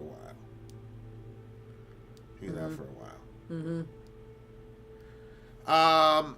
Okay. I did hear that Mom Donnie guy was saying something about he was gonna make all the transit rides free. I'd like to know how he's going to accomplish that. I mean, that's pretty crazy to me, but I didn't hear anything else. Ben, I almost gave it an 8.9 as well, but I went with a 9. What did I give it? 9.4. Yeah, it was the song of the night for me so far. Okay, up next is Ben's pick. Fleshgod Apocalypse, Healing Through War. Allahu Akbar. Neil is here. What's Video up, description Neil? timestamp. Let's Yep. go with one. I already got it. Sometimes okay. when we choose a full album or a full concert link for Vin and Sorry to react to, they don't stop right away and the next song starts playing. My 2 picks tonight are 2 such songs. Yes. Remember we talked about this? Yes. Are 2 such songs that Vin and Sorry sounded like they really wanted to hear at the same time but didn't get the chance to until now. More than 2 years, and that little emoji that's like the more than 2 years ago, Vin and Sword reviewed Fleshgod Apocalypse in Aterianum, and Vin was super miffed that he couldn't hear the next song in the concert, Healing Through War. I was miffed. If you've forgotten the song, the chorus lyrics were, God bless my soul, guide my fury through this cold war. Now free my hands from the spires of the serpent. Ooh, that is good. This pick actually comes from the same studio album, King, and is the next song in that album and the Evening in Perugia concert that Vin and Sorry have already reacted to 3 songs from. Okay, so let's check it out. I think this is going to have like a little beginning piece of our reaction, like a little bit of it. I'm not sure. I think he compiled that. I think. Yeah, it does have it in there. I think that's what he did. So yeah, that's what we're about to see, ladies and gentlemen. And the reason I know it has it in there is because you were the downloader. Yeah, I saw it on the download thing. I'm like, why is it doing that? Okay, you have the timestamp. Yep, let's do it. I think you just put 140 for the timestamp. All right, guys, here we go.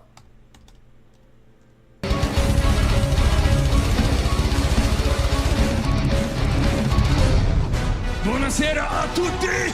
Buonasera a tutti! Benvenuti a questo concerto speciale dei Fleshgod Apocalypse! Questa sera facciamo la storia di questo posto, anzi facciamo la storia del metal italiano! Questa è Healing Through War! Talk that shit, boy! Oh, it's a new song.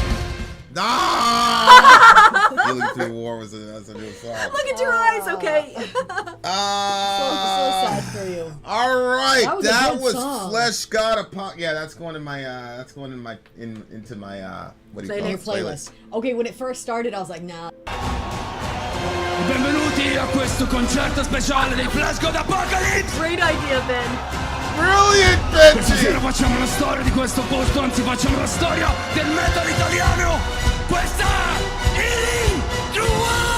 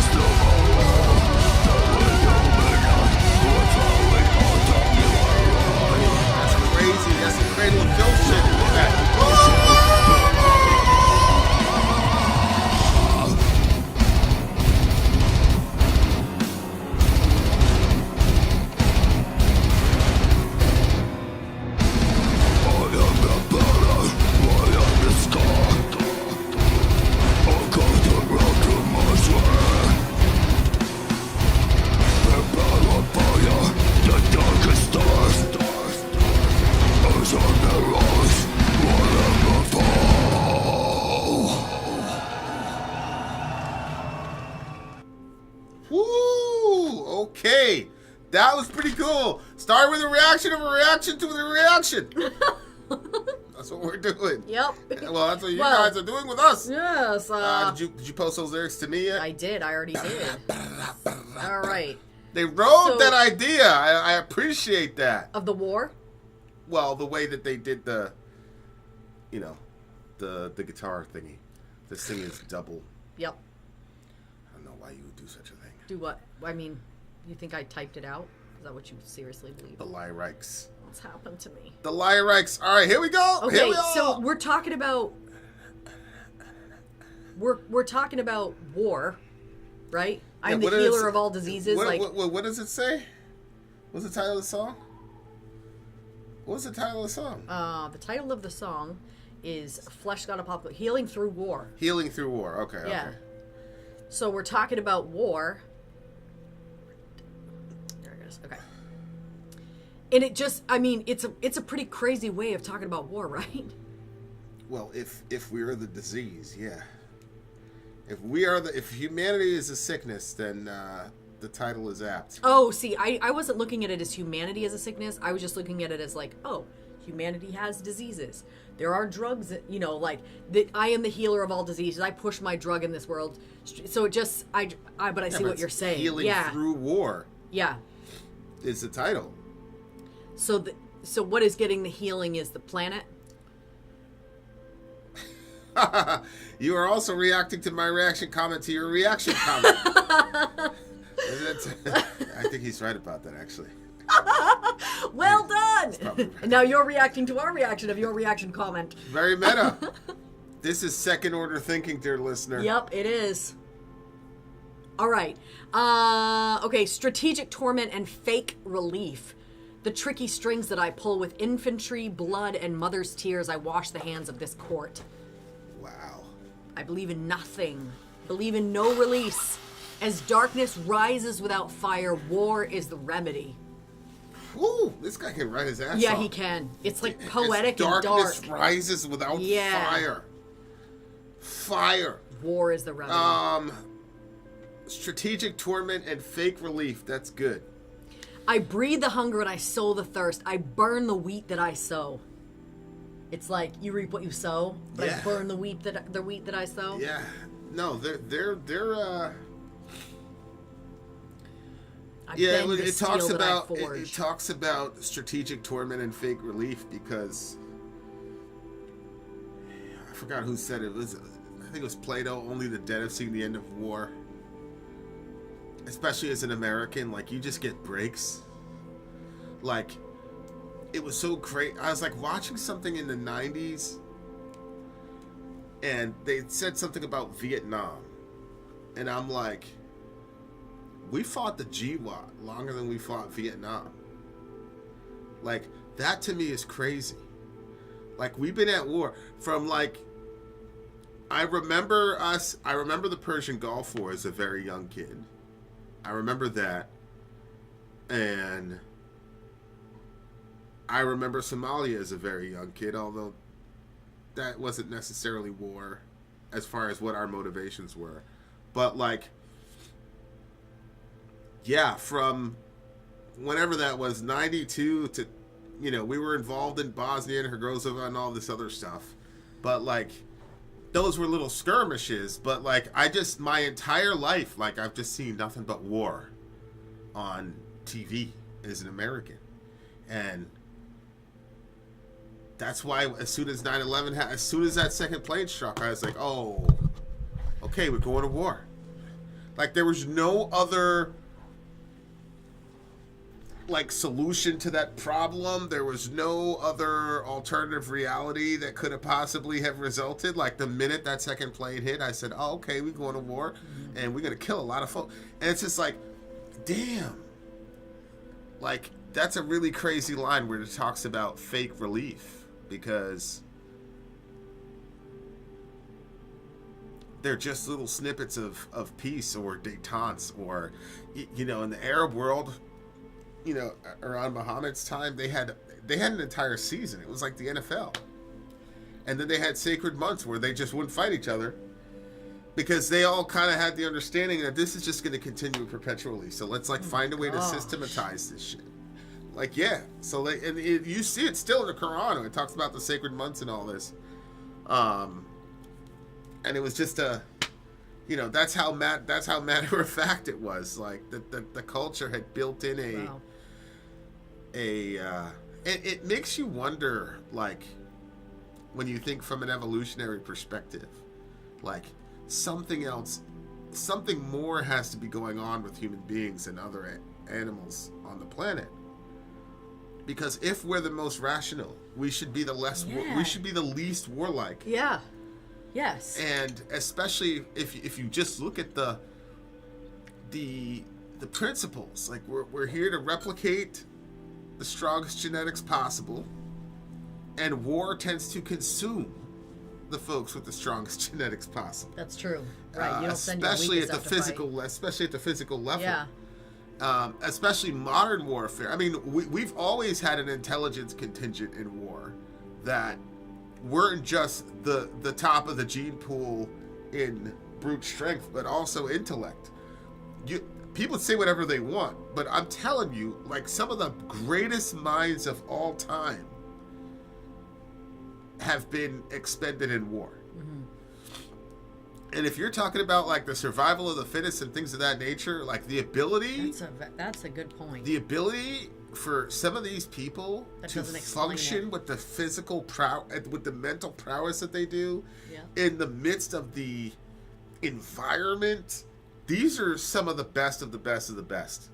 You see what I'm saying? And so it's like, why are humans who are the most rational, who have basically stepped into the meta circle of consciousness where we know what's happening with evolution. You know, a cow doesn't understand what's happening. Like, we now understand what's happening, and we still have these systems where we kill each other wholesale. Like, the best of us, we kill each other for the worst of us too. That's the other side of it.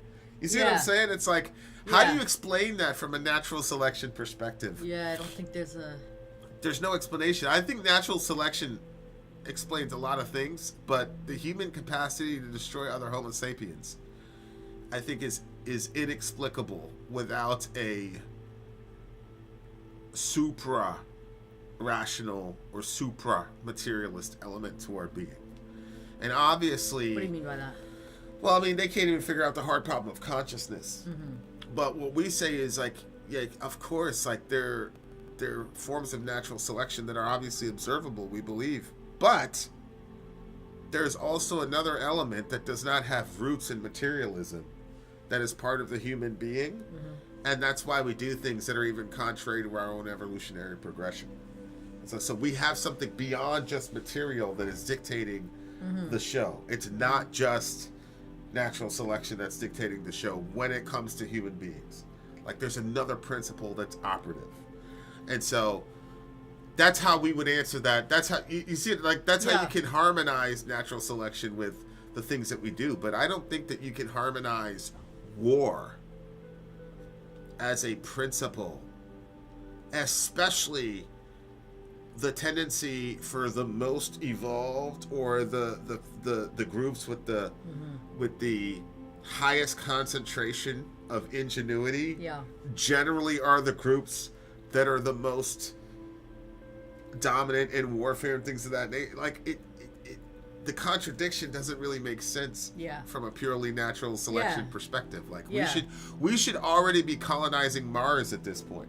People say, well, no, we have warfare because of overpopulation. We'd be overpopulated, so we have to have constant warfare so that we could keep the population steady. It's like, yeah, but wouldn't a more evolved group of people that can harness technology, instead of everybody coming to find a way to split the atom to kill each other, we would have found a way for 0-point energy so we could get back and forth and colonize Mars if natural selection worked the way it was supposed to with us, we would have colonized all these other planets already to where we could be able to. You see what I'm saying? Like,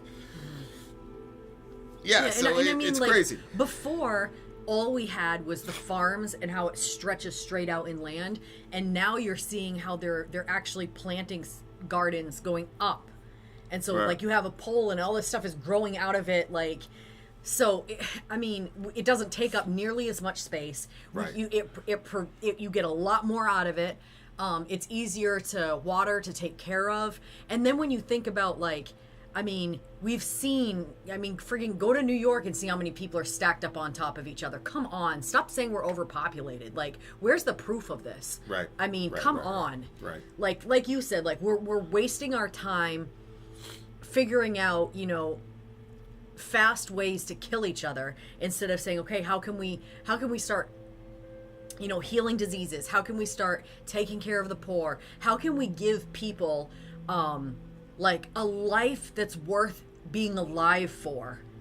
And just a basic, like, there are just basic things that humans should have. They should not have to fight or stress out over hospital bills. People shouldn't be, I really believe that moms moms or families should be paid for taking care of their own children. I know that sounds insane when you first say it, but when you realize, wait, those children, you are raising them to take over society. So the less stress that they can have and the better education that they can have and the more tools that they can have to explore the world around them, to get their minds going, all of those things is going to create a better tomorrow. And there are lots of people that have, they say, I'm not going to bring any more children into the world. Okay, but you're not helping the future.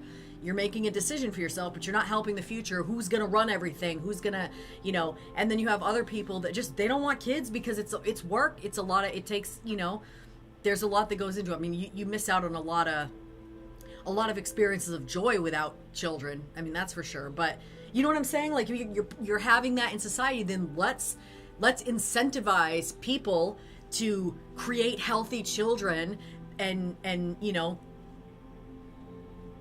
we're not thinking like that, though. We're so busy just, how can we kill, money going away for useless, pointless reasons. And again, why isn't that the impulse if, replicating the healthiest gene pool, right, is the name of the game in a materialist, naturalist perspective? Mm-hmm. Why isn't that the impulse and the instinct? Yeah. Why does personal gratification, which would fuck up the entire operation, why has that not been evolved out of human beings? And why is it even present in the most advanced species? Yeah. If the that's what I'm saying. I'm not saying that the naturalist evolutionary story is untrue in totality. I'm saying that is incomplete and does not provide explanatory power for the very peculiar behaviors and values of human beings. Mm-hmm.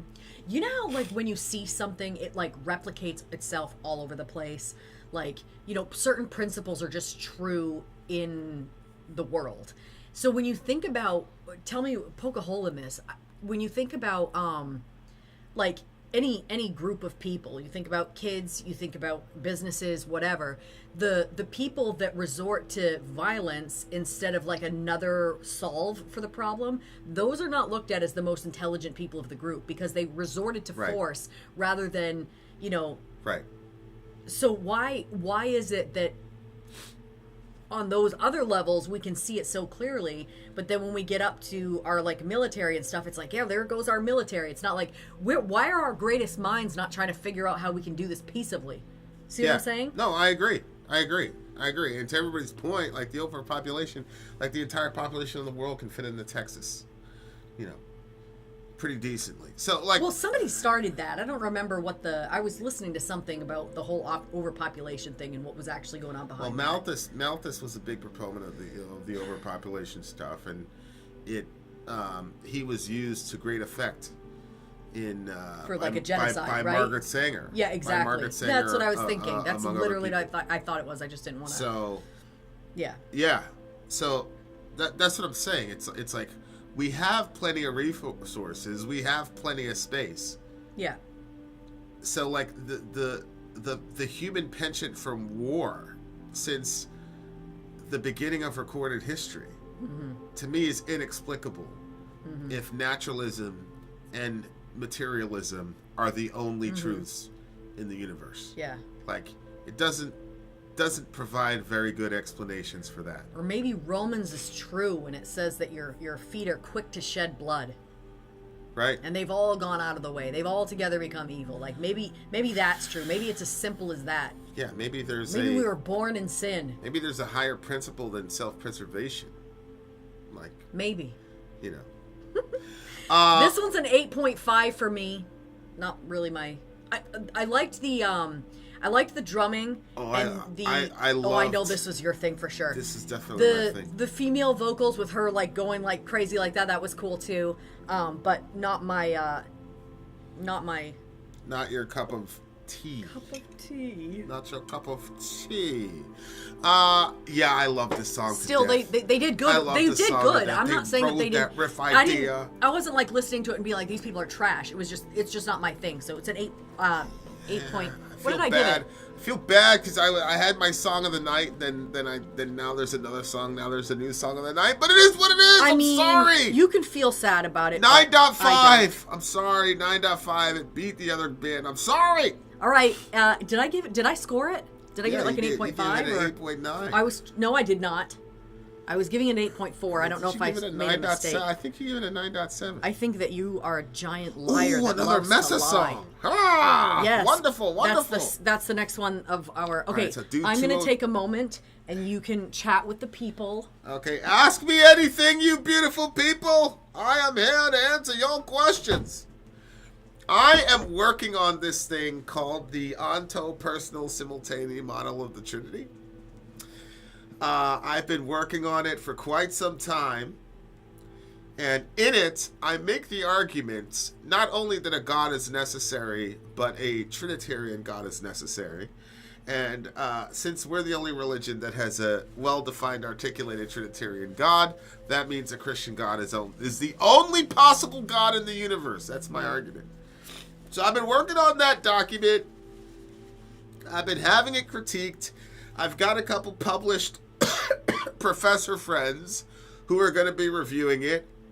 If anybody wants a sneak peek at the document before it gets published in some journal, let me know and I will send you a copy of the document.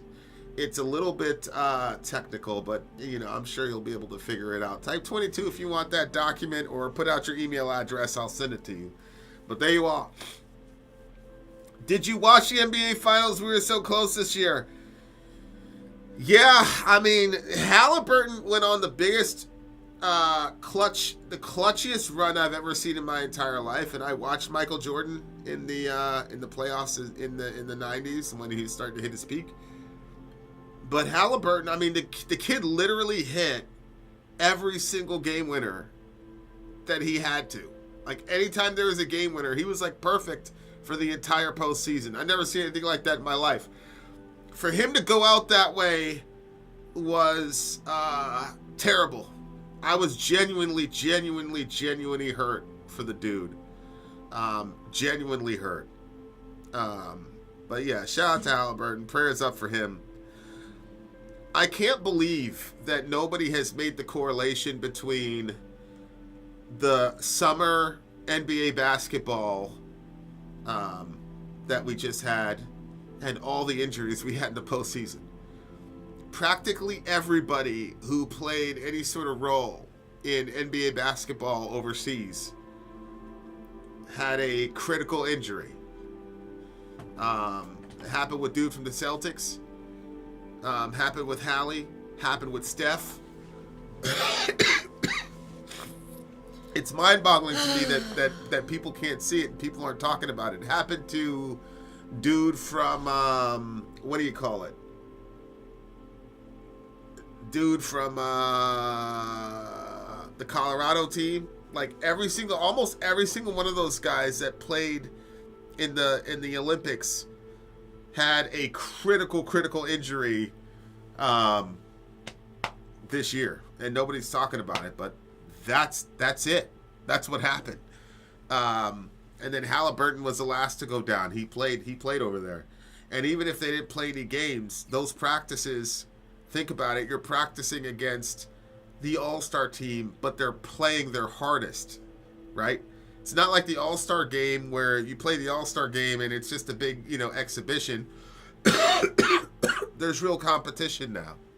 So instead of the off season where you get to rest and recoup or whatever, now you got these guys that are going into these camps and they're playing very, very intense basketball with the best players in the world, and just in practice, and then they have to perform. They're going to overexert their bodies, and all these guys are getting snapped Achilles and things like that. And it's mind-boggling to me that nobody's making the connection. I think that you should be able to rest for the first quarter of the season if you played if you played Olympic basketball. You should be able to rest for the first quarter of the season, because all these guys ended up having significant injuries in the postseason. And it's just terrible. But nobody's going to have that conversation for obvious reasons. Same thing happened to Durant, by the way. Same thing happened to Durant that year. But Steph went down with Achilles. Dude from the Celtics went down with an Achilles. Hallie went down with an Achilles. Dude from the Nuggets went down. He had a lower leg injury. It's the Olympics. And the fact that the Europeans are getting really, really good. Really, really good. And because the Europeans are getting so good, it's making us practice extremely hard. And the longer you get in, the worse it's going to be. It's not like the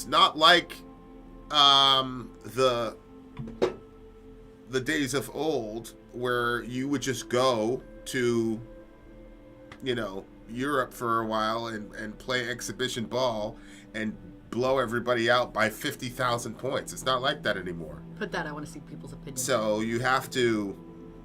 I already downloaded it. You kind of have to make a decision as to, what's more important. This is obviously an AI edition. What do you guys think about that hairstyle?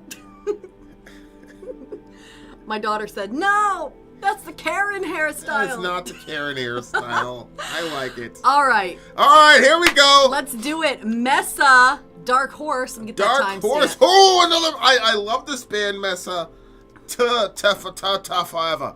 Okay, 2 hours, 8 minutes. So do 8:45. Messa, Dark Horse. Last summer, almost a year ago, in my community-inspired shout-out stream, remember, this is DJ Ben. DJ Ben! I chose Messa, Suspended, and Sori sounded disappointed that she couldn't hear the next song, Dark Horse. Oh, good one for me. Well, now you get to hear it. You're welcome. Thank you, Ben. All right, let's check it out. I'm going to pull up those lyrics, and let's get into it. All right, guys, here we go. I was about to type Karen. Holy shit. Okay. Oh, no. She's a Gen Zer, so Yeah. What do you know about it? Here we go. Messa, Dark Horse. Let's go. Oh, it's just a game.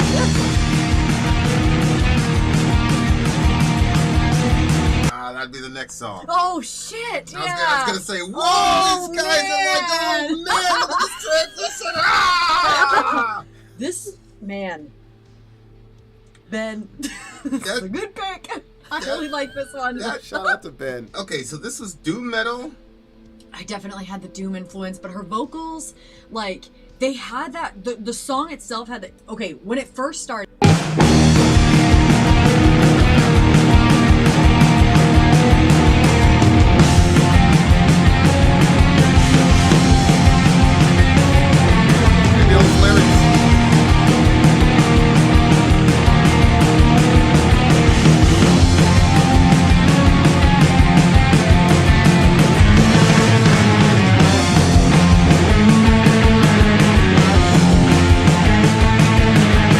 I really like that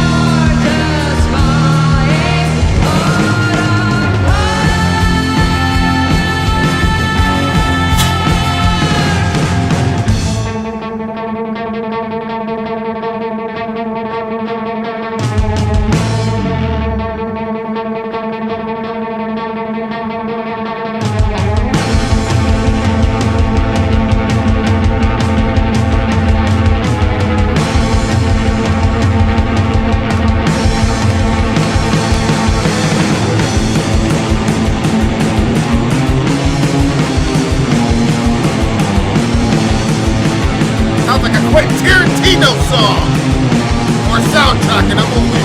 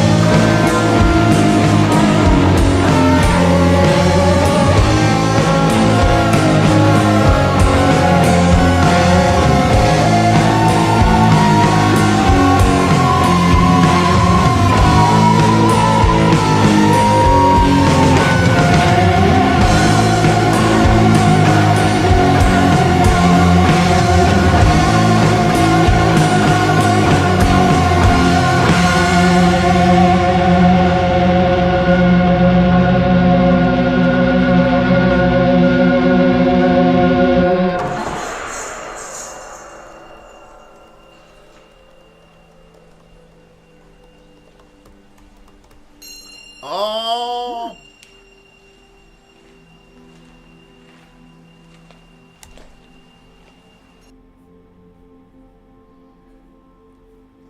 Can I talk now, or? You may. Okay. Did you hear the little ting?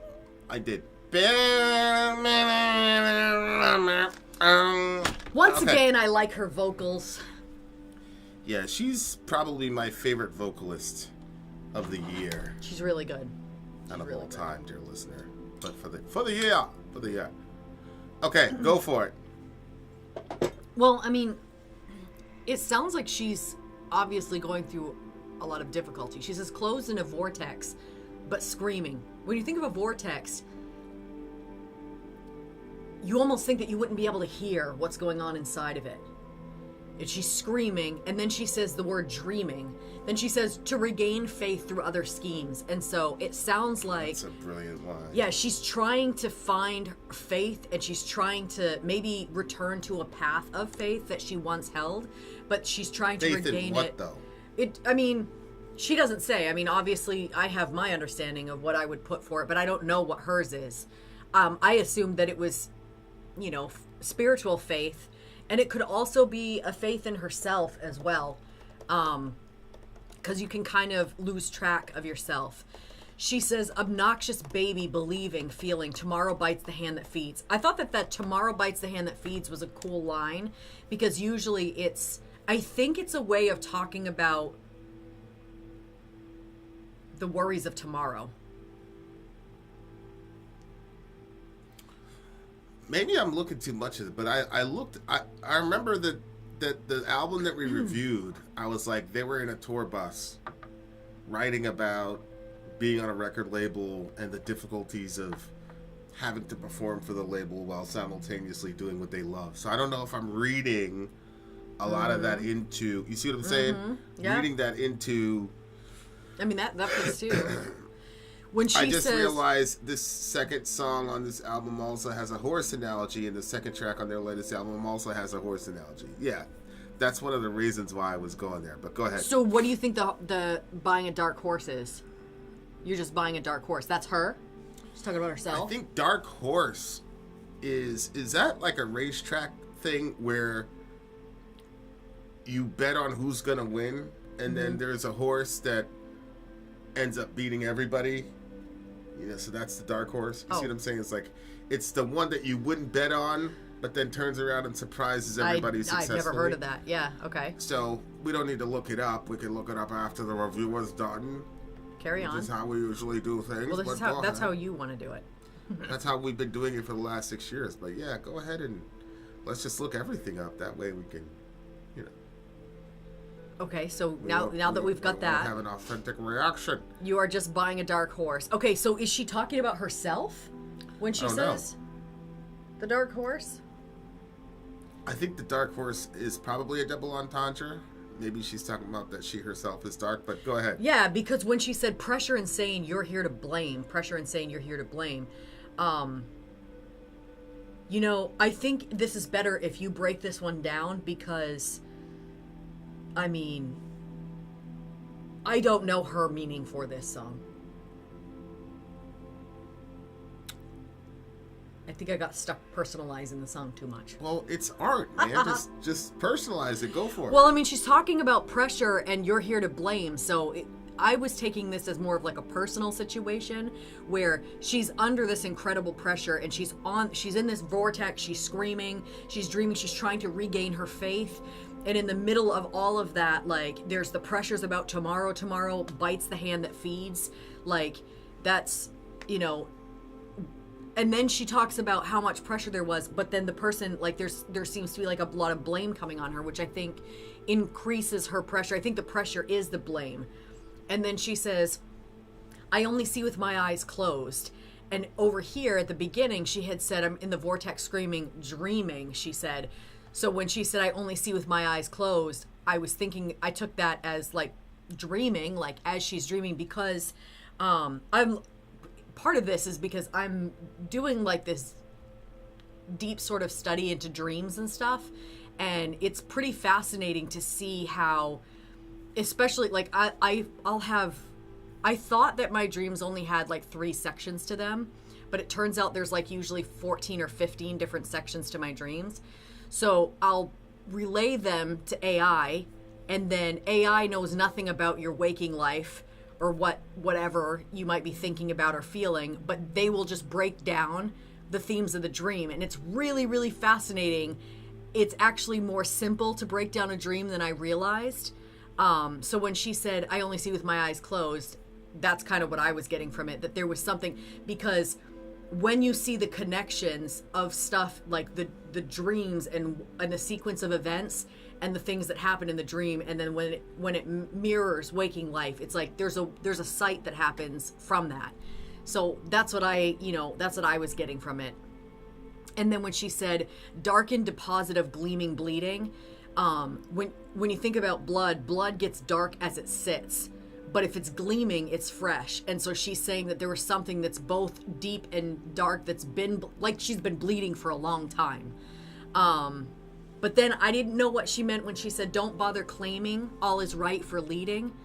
But then she says seeding, breeding, which again, I mean, if you look at, if you hear, but see, her experience is different, I think, than the most like women, because she's a rock star. But this, this sort of concept where like lots of women get lost in mothering, so seeding, breeding, like just in that, with losing yourself in it, which I think is a significant thing that happens to a lot of women. But I don't necessarily think that that's what she's talking about, but that's what I thought of when she said it. But then she says, woke up in hell to play this game again. So she's under a lot of pressure. When she goes into her dream, she sees things for what they are, but then when she wakes up in a hell, and she's calling it playing the game again. So it was just, that's the direction that I went with the song. And I think that sometimes when you're in the middle of something and it's almost like Groundhog Day, like that concept of reliving something over and over, but then you almost figure out like a path within the space that creates a game out of it as a way of surviving the hell, which is what I thought that she was talking about. But she's a rock star, so I don't know, you know, it could be like you're saying when she says you're just buying a dark horse. It could be that, yeah, they took a stab at bringing her on their label, and but like you said, the dark horse, it comes out of nowhere and it wins. Yeah, but the concept of being bought, like record label, right? So she's a commodity, but she's gonna be successful. Mm-hmm. So the dark horse is like, I'm gonna be successful. I'm not conventional, but we're gonna be successful. But at the same time, she's being bought, right? Which seems to be a lot of her angst and her struggle with her own self-esteem and things like that, is that the dream that she had, which is why she says she can only see with her eyes closed, which to me means she only wants to live in her dream world. Or it could also mean the way to achieve that in her waking life is to close her eyes to other things that don't go into the narrative of her dream world, and then she can be happy. But if she goes into it fully conscious, then she can't be happy, because what she sees undercuts her dream. At the beginning of the song, she calls herself an obnoxious baby, and babies are generally, yes, they're spoiled, but they're also kind of naive is kind of the idea. Mm-hmm. And I think she's kind of going after herself for being so naive as to believe that if she achieved her dream, she'd be happy, when her dream is a commodity, and her way of singing is a commodity to make the record label money. And so she's got to deal with the ramifications of that, of being owned as a bought person while at the same time being possessed by this dream. It's it must be a very distressing dichotomy. Holy hell. Especially if you're idealistic about what you think art is and what it's supposed to be and what it's supposed to be. I think that's the other thing. I think that this person is an extremely idealistic person, and that's what's fucking her up. Because I'm like that. I get really fucked up if I'm like in the middle of the ideal, and then there's things that you can't look at because it just destroys the ideal of the narrative. It'll fuck you up for a long time. I don't necessarily know how to get out of that loop, but she's got at least a very lucrative way of expressing it. Holy shit. Yeah. Yep. This one is playlist worthy for me. So I agree. I'm going right up to a 9.8. 9.8 for me on this one. Who suggested this song? This is Ben. Ben again? Ben, because I wanted to hear the next one. Damn it. Yay. All right, so what are you giving this one? I give this one a 9.7, damn it. 9.7. What did you give the song before it? All of Ben's songs were progressively higher in the score. What it makes me look like I'm fickle, like, oh, this is a song of the night. This is a song of the night. This is a song of the night. Damn you, Ben! Yeah, Vin. I've had 3 songs of the night in a row, damn it. Vin used to do this, like, when I first met him, I'd be like, oh, he'd be like, this is my favorite verse. And I'd be like, oh, wow, this is his favorite verse. And then the next time he'd be talking, he'd be like, this is my favorite verse. And then the next time he'd be talking, he'd be like, this is my favorite verse. I'm like, okay, so you just like the Bible. We're all going to go with that, right? No! So you're doing that tonight. He's like, this is the one. This is the one. Okay, well, maybe this one will be the one. Middle Earth's pick, the Vision Bleak, the Black Pharaoh Trilogy. I'm going to get a timestamp as soon as Vincent throws that video up there. Vin, here are the start and cut times. It's going to start at 13:52 and go to 28:26. Ah, this was the double song thing. Yeah, so I'm going to send that to you so you don't forget. And then... Alrighty then. Okay. Alright, so let's go. So you got 2:28:26? Actually, no. Let me send you the lyrics, and then I will take that down. We'll do the timestamp at 2:29:30. 2 minutes, 29 and 30 seconds. Okay. Okay. This is the Black Pharaoh Trilogy. There better be some, there's going to be some context for this, right? Yep. Okay.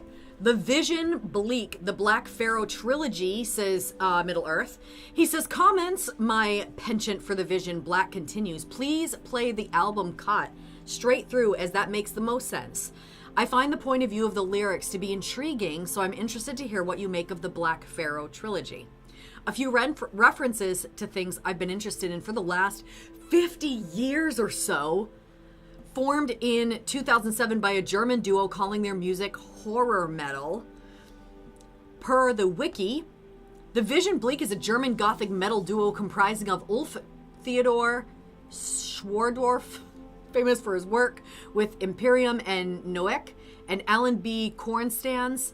The group's lyrics are noted for their horror themes and heavily allude to works of classic writers, filmmakers of the genre, such as H.P. Lovecraft. We started and stopped his show. Edgar Allan Poe, George A. Romero, and John Carpenter, among others. They self-describe their musical style with mixes like gothic metal, doom metal, symphonic metal, and horror punk aesthetics as horror metal. On August 31st of 2007, the band released their third studio album, The Wolves Go Hunt Their Prey. It's a loose concept album whose first part is based on the story of the Indian Pharaoh girls, Amila and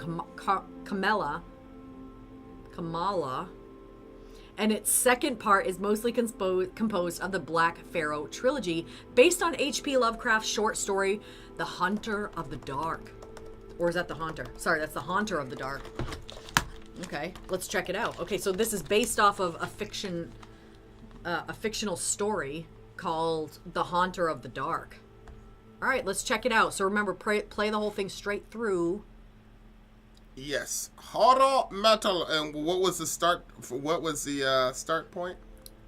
The start point is going to be 1352. And remember, I sent that to you, so if you forget partway through, you know where to go. 1352. All right, you guys, the Pharaoh Trilogy introduction. Let's do it. 1352? Nope. 1337. 42. 45. That was good enough. 45 is good enough. It's like when you're getting gas and you're trying to stop it exactly on the ring out the dollar.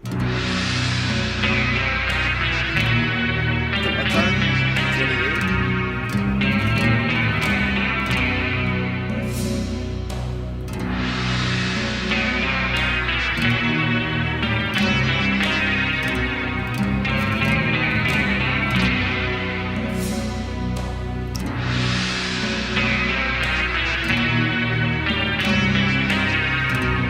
It has like a Middle Eastern as well as a country vibe.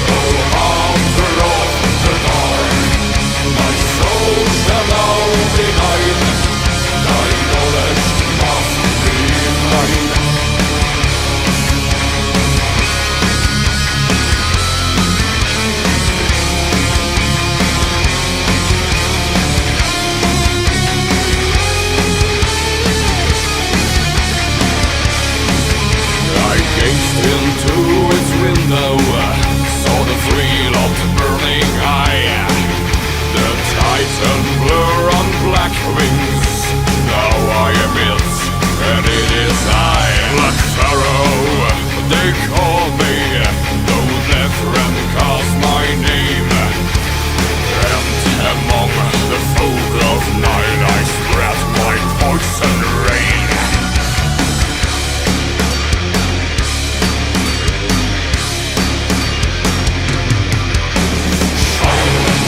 The starry light may shine, so is the child behind, from all space and time. Shine, oh after all the dark, my soul shall now be thine, thy knowledge must be mine.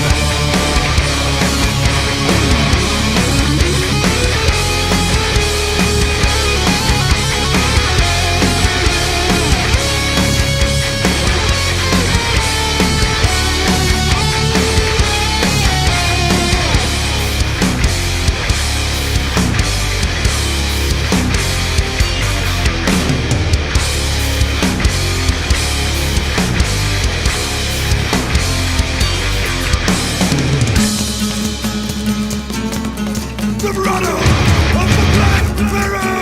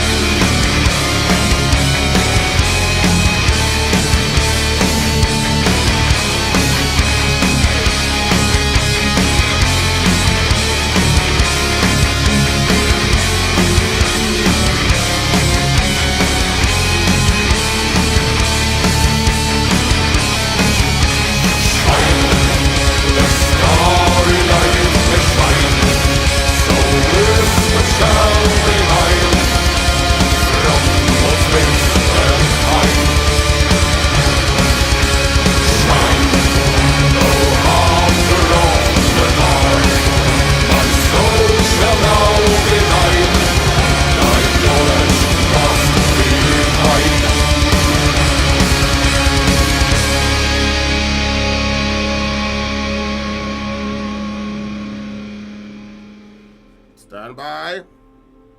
Stand.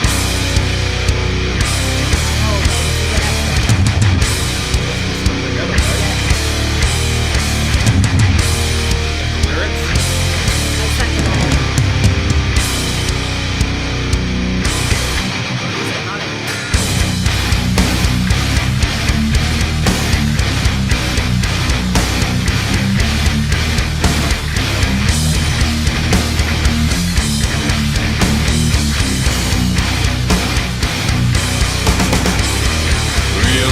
A valley of no sound, buried under desert ground, enclosed by night without one star, lies the world of Nefertari.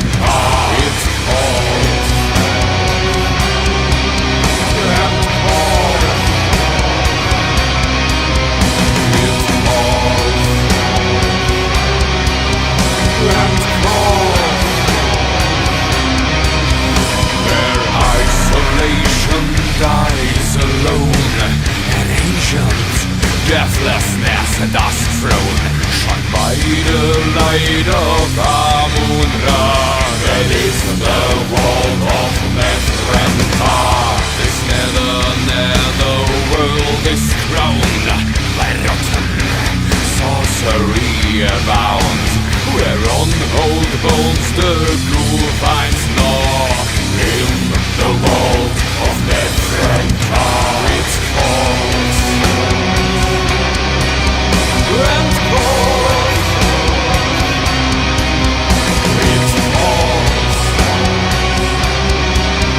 and cold.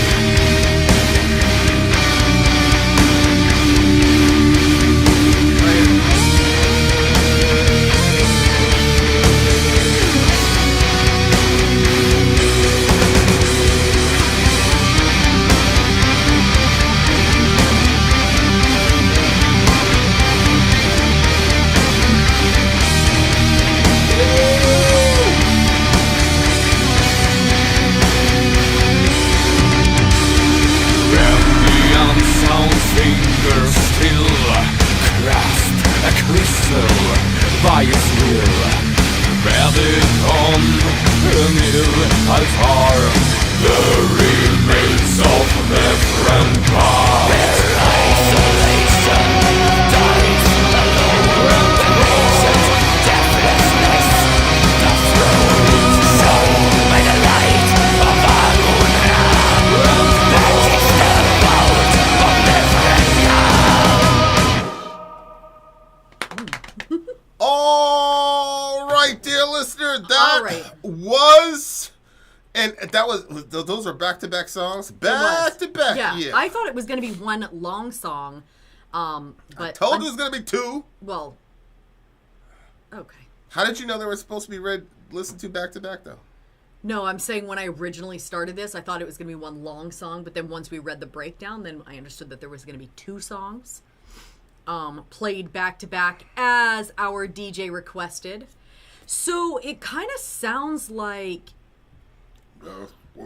So it's based on a story. It starts out, Hail, the Black Pharaoh. The Lovecraft stuff that he was saying. Right. The Black Pharaoh Trilogy, The Shining Trapezohedron, which reminded me of the... Amplitahedron. Yes. Yeah. But this one is not... It kind of seems like this one is evil, an ancient shining crystal of non-elucidative form, made of no earthly matter in a primeval cosmic storm. Okay, it kind of sounded like this crystal came from a time, because it said it flew amongst the chaos in a time before the light until it reached these plains in the foulest of nights. Yeah, so the amplitahedron is the prefix amplits because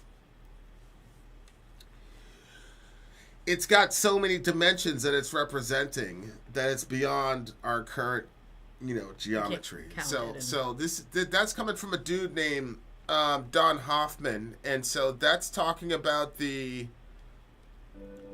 amount of projected dimensions in this reality if his hypothesis is true. Long story short, one of these days, like I mentioned the OPS, I finally came out of the closet about the OPS, and there's like 5 people that want like a copy of it. Oh, for sure, yeah. I might just have a day where I just read it and then have a bunch of thinking. people pepper me with a bunch of questions. I think that's better. Because I've been trying to proof it via AI. Let's say, okay, poke holes in this, but they haven't been able to really poke holes in it anymore. But it'd be very interesting to see what a human being does. But I agree. But anyway, the amplitahedron. If you want to do that, let me know, and I'll give you our Patreon schedule, and you can pick a day, and then I'll put it on there so people know when it's coming. Okay. So keep an eye on the Patreon thing, because it's probably going to be within, the next couple of weeks that he's going to do that. So if you want to know, be in the know. Okay, so this crystal shows up. It seems like it's an evil crystal. To the ice wall. Right, but it looks like it's something to do with like realities and extra dimensions. You see what I'm saying? It's in a non-Euclidean form. It's a trapezohedron. Go ahead. He says further down. Okay, he goes to the ice we call Antarctica. So it looks like it showed up in Antarctica or the Arctic. It was brought and treasured there, and the secret of Lemuria could not withstand its stare. It had sunken with Atlantis to the deepest of the sea, and now with the greed of Chem's merchants, at last sold it to me. So then it gets sold to the Black Pharaoh. Kemet is the actual name for Egypt. So the original name is Kemet. So Egypt's merchants. So the greed of Chem's merchants, it would be Egyptian merchants sold it to him. Sold it to him, didn't really know what they were doing, that type of thing. Go ahead. Then he says, shine, the starry light may shine, so wisdom shall be mine from all space and time. So it seems like that crystal, when it shines, is going to give him wisdom, not just from this realm, but from other realms. Because this thing, right. Remember, it came from other places. Right. So it's mentioning some sort of higher dimensional that's what I'm saying. The trapezohedron is representative of some higher dimension. So Lovecraft is not just doing fantasy; he's combining some sort of scientific idea with his horror. It's kind of like, see what I'm saying? Yeah. Well, that makes it feel a little bit more real in a sense, to mix truth with fantasy. But then he says, "Shine, O hunter of the dark," or haunter of the dark. My soul shall now be thine. Thy knowledge must be mine. So it seems like he's summoning somebody, and in that summoning, he's saying, you can take over me, just give me your wisdom. It's like, Right. You remember the end of Aladdin? when he tricks him and he was like, and he Yeah, well, don't spoil it. We got some Gen Zers here Oh, that might not have. on. No, literally, there's What? people Don't that may not have spoil seen Aladdin? it. There are literally people that may not have seen it. What are you I talking mean, about? when can we talk about things? Ridiculous. Well, go This watch young kid- Aladdin if you haven't seen it. It's a great he- scene at the end. All right, so somebody was tricked. Go ahead. Just go ahead. Anyway, so he says, I gazed into its window and saw the 3-lobed burning eye. So when he says the window, my assumption was that he's looking into the crystal. I'm assuming Right. it's a crystal. Right. And then he sees a burning eye in there. The Titan blur on black wings. Now am I its and its eye. So it seems like that was a connection was made. Black Pharaoh, they call me. So maybe was he always called Black Pharaoh? I didn't know if he becomes the Black Pharaoh when he makes that interaction with it.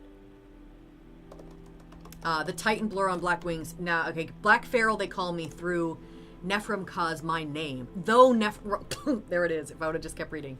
Nephrim caused my name, and among the folk of the Nile I spread my poison rain. So then it sounds obviously like once he gets overtaken by this thing and gets a grasp on its wisdom, he is no longer himself. He's now the Black Pharaoh, and he spreads his poison out on the Nile. The spirit seems to just be introducing chaos.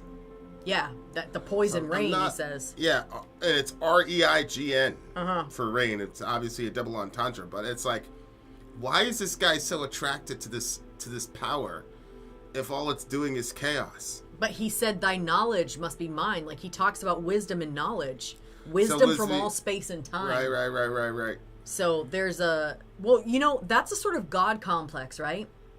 That you would want to know all wisdom and all knowledge from all space and time. If you could possess that, even by dark means, then you see what I'm saying? You'd be very close to God.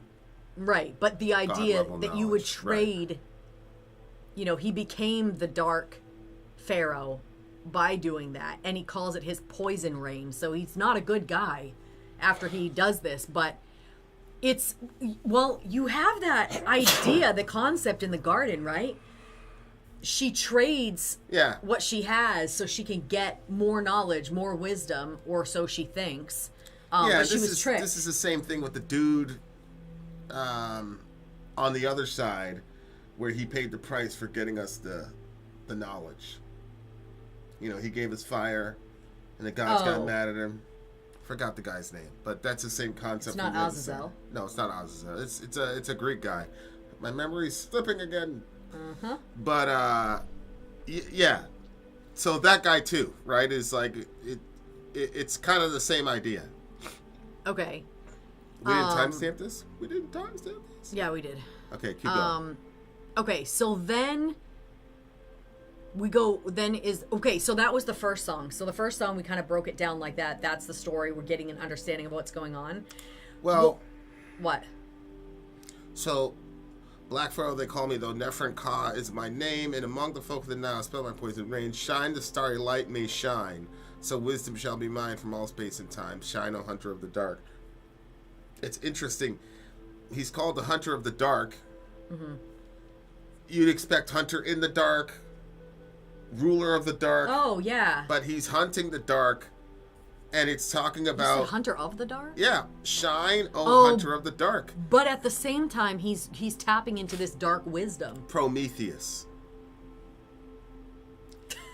Well, you could say it's morally or spiritually dark wisdom, but this is some sort of light that's dispelling darkness. This guy's he's being characterized. Shine, the starry light may shine, so wisdom shall be mine from all space and time. Shine, O haunter. Oh, look, it says haunter. It's haunter of the dark, not hunter. That changes. Yeah, but I thought what was happening... But go ahead. I thought that when the thing... Shine, the starry light may shine, so wisdom shall be mine from all space and time. I thought that this crystal, when it lights up, that's when the Dark Lord comes, or the Dark whatever, that gives him the wisdom but also claims him. Yeah, but it's still using light as a mechanism. Shine, O haunter of the dark. Okay, so what are you saying? Well, it's just fascinating that this thing is... But, I mean, if you say Haunter of the Dark, then you can make it sound like when darkness happens, he's the one that's haunting. But it's being juxtaposed by Shining. I thought that was interesting. Mm-hmm. The idea that this sort of ultimate evil in Egypt would be a light bringer. Yeah, but at the same time, when you think about, you know, it says that Satan comes as an angel of light. So he's evil. I mean, but he comes as an angel of light. So there's this sort of, you know, both and. So you kind of see that concept in there. What if you want to know, but you don't want to use it against God? Is that bad or a God complex? I don't think that the Bible presents knowledge or the desire for knowledge as a bad thing. But what it does do is say you should be dependent on God to distribute that knowledge to you and not get it by artificial means. And because God is an eternal being, let's say that you're going to live for 8 trillion years. There is going to be a point where everything in the known universe you would be able to have knowledge about. Then the question becomes, is there anything beyond the known universe? And I believe that there is. And so, because we're finite and God is infinite, we would be in a constant position of always needing for God to broaden our aperture to even have the capacity to understand the information and then get the information. So I don't think the knowledge is a problem as much as it is you've got one adult saying cars are awesome and one of these days I'm going to teach you how to drive one, but right now you're 6 years old and it's not a good idea. Over it against another adult who says, man, fuck that guy. He's trying to hold you back. Don't you want your freedom? Yeah. You can drive this car. Come on. And so that's kind of how I look at it. But you can see here that in this particular situation, the exchange is, I will give you all of this if you become the vehicle by which I can go out and impose all this chaos and terror to these poor people over there in Egypt. In the Nile, he said. In the Nile, yeah. I mean, I agree with what Vin is saying. I would say it just a little bit differently because I think I think we're saying the same thing, but like it's where the knowledge is coming from. So you have, you know, like you could go to a fortune teller and they might tell you something about the future, or you could be at a church service and somebody is prophetic that tells you something about the future. But the genesis of where the information originates, one of them is coming from a divinely set way, a means of ascertaining the mysteries, where the other one is coming from like darkened sources. So when you have Eve who goes to the tree for the knowledge rather than going to God for the knowledge, it introduces all of this chaos into the world. So when the serpent comes in, he says, did God say you can't eat from any of these trees? That is not at all what he said. What he actually said was, all of this is yours, but this one tree, the knowledge of good and evil, don't touch this one, because that was the differentiation. He's saying knowledge comes from me, and he came and he walked with them in the cool of the day. Every single day they got to walk with God, and he was surely giving them knowledge through this whole time, but it wasn't enough. And so Eve thought, okay, it's if I want more knowledge, instead of going to the source of knowledge, being God, I'm going to take it from this tree because this serpent said this is a good idea. So when we do that introduces the chaos, all of the craziness, the death, and all those different things. Because again, because Satan comes as an angel of light, when you get knowledge from sources that are not holy, that are not from God, then they're tainted with some sort of darkness, and you can't necessarily pinpoint what that darkness is. Where is the lie within the truth? Yeah. So the same thing as what Vinny was saying. Okay. So are we going to song? Can we go further with the lyrics? Or did you have more to say about song 1? I think Kai, you have to define what you mean by eternal life. Because when you say eternal life is a nightmare, I think there's a difference between eternal existence and eternal life. So Well said. One of those is a nightmare. Eternal life, I don't think, could ever be classified as a nightmare. But it all depends on how you define terms. But again, if you're saying eternal, like existence, that's the reason why in the garden he sent them out. After they took from the knowledge of the tree of good and evil, he said he didn't want them to grab from the tree of life and live forever in that darkened state, because that would be like you're saying. That's essentially a hell eternally. So then he said, okay, now he's going to show us another way to access the knowledge, show us another way where we will live forever, we will get eternal life, but it's coming through a different tree, not the tree in the garden, but then it is a tree essentially outside of a garden, which is the cross. Jesus dies on the cross, and that brings us into eternal life. That is not eternal existence, but it's actual life. Okay.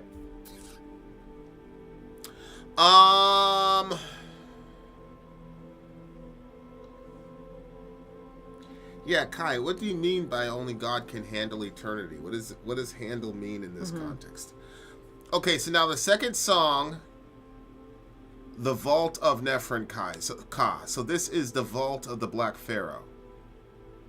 Right? Because Nephron-Ka was the guy's original name, and then he says, they call me the Black Pharaoh even though my name is Nephron-Ka. Mm-hmm. In the valley of no sound, buried under desert ground, enclosed by night without one star, lies the vault of Nephron-Ka. It calls and calls, it calls and calls, where isolation dies alone and ancient deathlessness does throne. So wait, is this his, like, grave? Yeah, I'm assuming this is his pyramid. You know how you get these big pyramids and then the burial sites are underground? Mm-hmm. This is a good line, where isolation dies alone. And ancient deathlessness does throne, shunned by the light of Amun-Ra. That is a vault of Nephron-Ka. Shunned by the light of the sun, essentially. This netherworld is crowned by rotten sorcery or bound, where in old bones the ghouls fiends gnaw. Where on old bones the ghoul fiends gnaw in the vault of Nephron-Ka. And the unsound fingers still grasp a crystal by its will, bedded on an ill altar, the remains of Nephron-Ka. Oh my gosh. Right, so this is him dying, right? This is him dying, and years later people go down there, but he's still kind of ruling there, and he's about to wake up, it looks like. See what I'm saying? Oh, that's what you got from that? Yeah, it just looks like one of those things, because he's still ruling, but he's like in this... He's like, it's some sort of in-between where nothing is exactly the valley of no sound, isolation dies alone, ancient deathlessness, but he's dead. He's in some sort of like mediating reality. I thought it was sort of like a precautionary tale, you know, because he like reaches out for this knowledge, he gives himself to it so he can receive it, and now at the end it says in the valley of no sound, buried under... I don't know if you've ever, you know... there are certain amounts of no sound that is peaceful, and then there are certain types of no sound that is just so lonely, like... Agree. And so in the valley of no sound, it says that God's voice is like the sound of many waters, and like, I don't know. Anyway, to me, the valley of no sound doesn't sound like a good place. Buried under desert ground, enclosed by night without one star. So there's no sound and there's complete darkness. This sounds like hell to me. Lies the vault of so this is where the vault is, where he is. It calls and calls. And so I think what's happening is that crystal, because it says that he's holding it in his hands by his own will, I think that perhaps the crystal itself used him during his lifetime and is now calling for someone else to find it. Because remember, it got sunk in Atlantis. Oh, so whatever spirit was inhabiting him is like done with his body. Right. But it's still ruling, and now it's it's calling somebody else to come and get it because it's under there. Ugh. See, the netherworld is crowned by rotten sorcery abound. Where on old bones the ghoul fiends gnaw. In the vault of... So it's crazy because it kind of seems like that darkness like then turned on him and is like sort of like feeding on him like maggots on a body.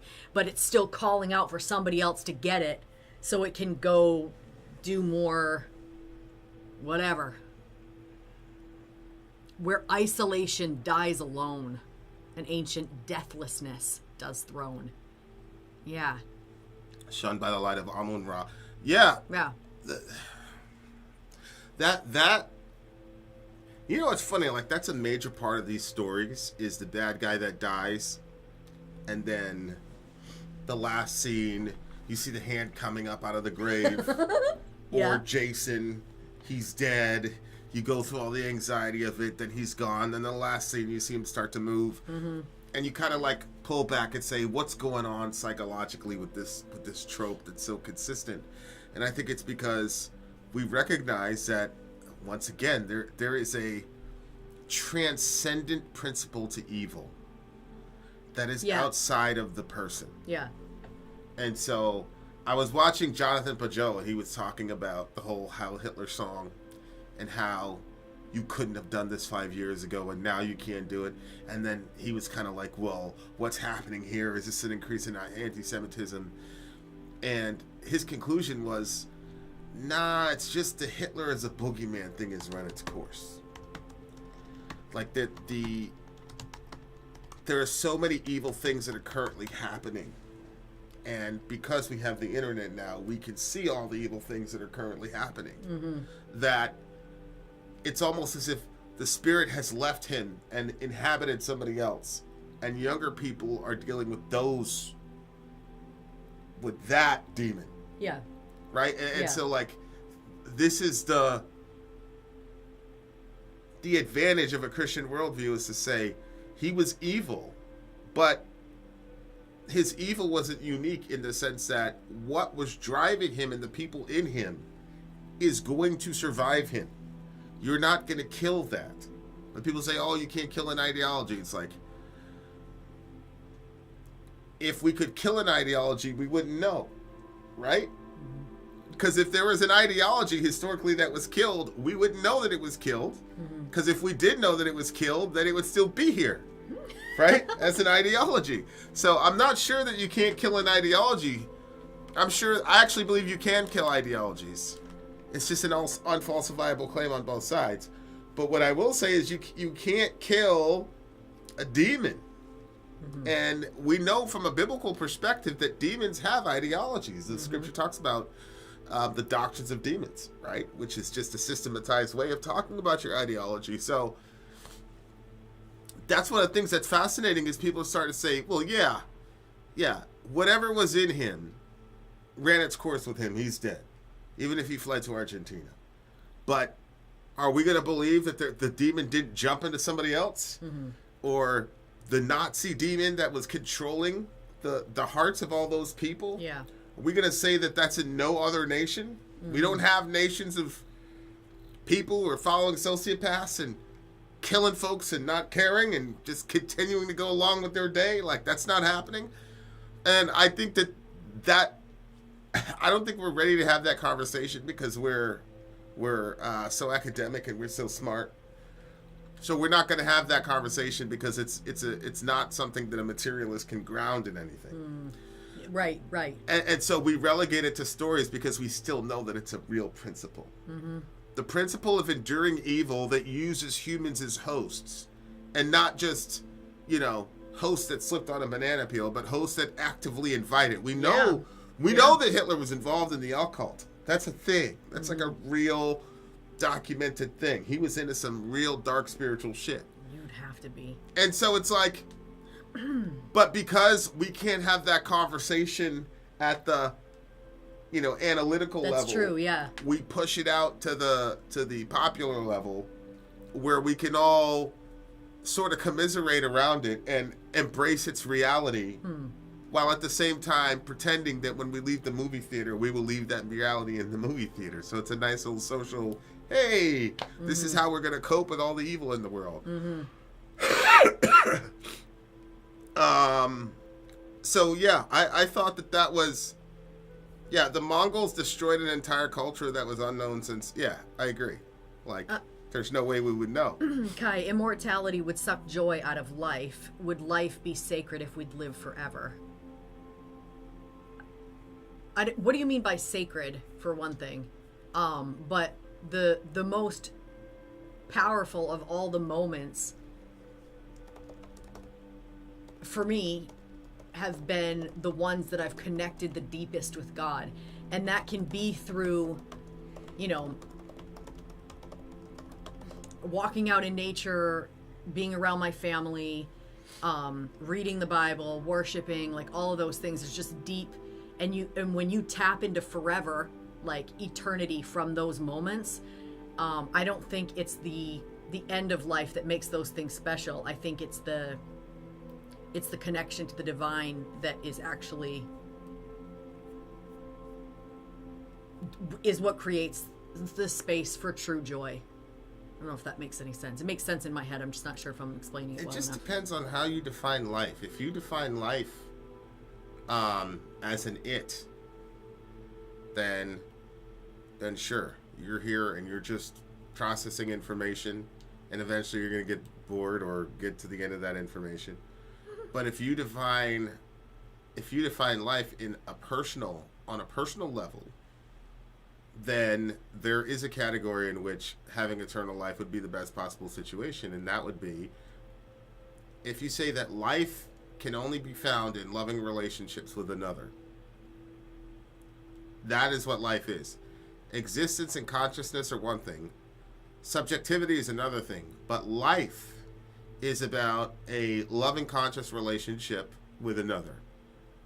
And then I say, okay, well, eventually I'm going to reach the end of everything I can get to know about Sori. She's going to reach the end of whatever she can get to know about me. And that's the same for every being in the universe. We had 10 trillion years. We'd exhaust all of each other with knowledge of each other. That would eventually be a nightmare, because then nothing would be sacred, because there's nothing else to discover.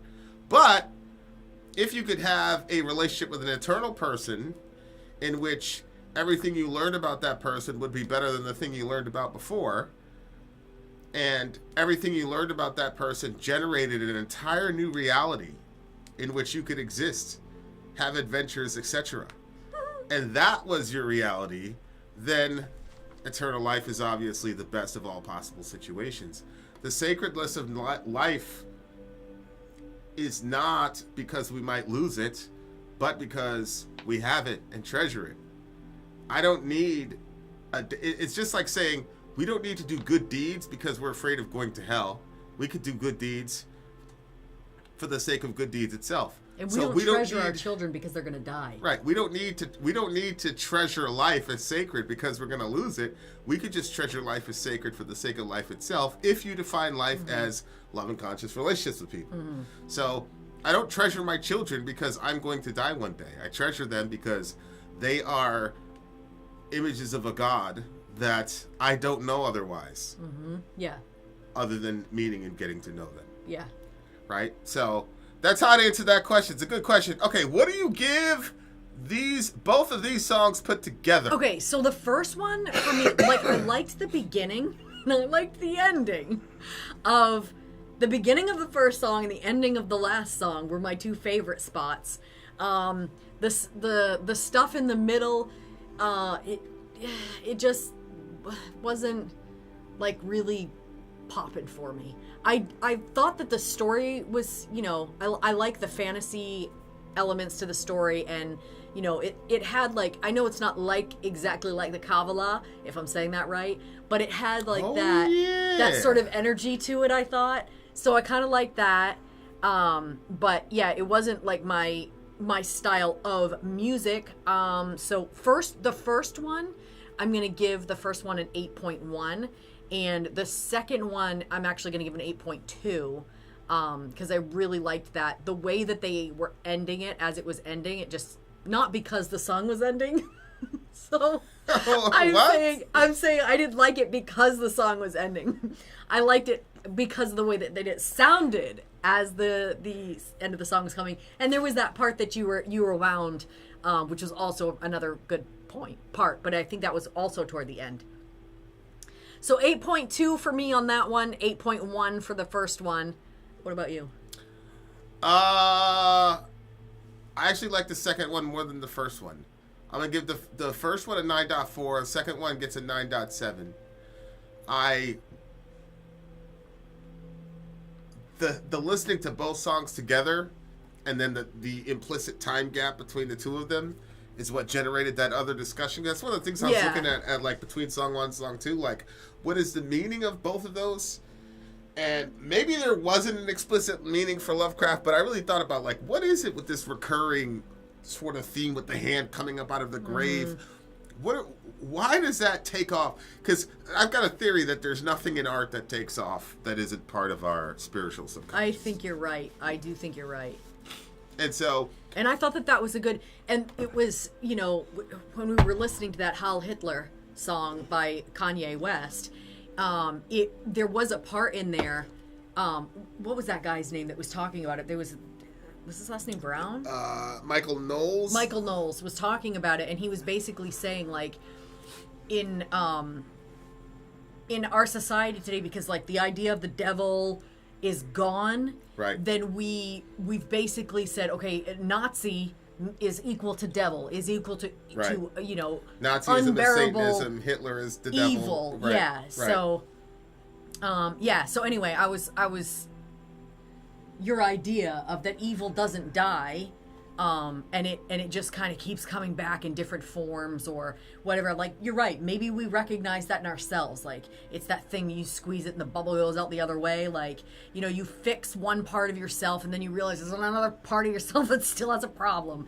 And, or, you know, just humanity, just looking at some of the stuff that's out there. It's like, how can these things be this way? Like, evil never dies. And Nero, when he died, people were terrified because they thought he was going to come back in some way, shape, or form.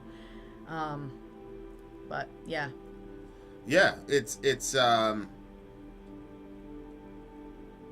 a secular way of understanding transcendent evil.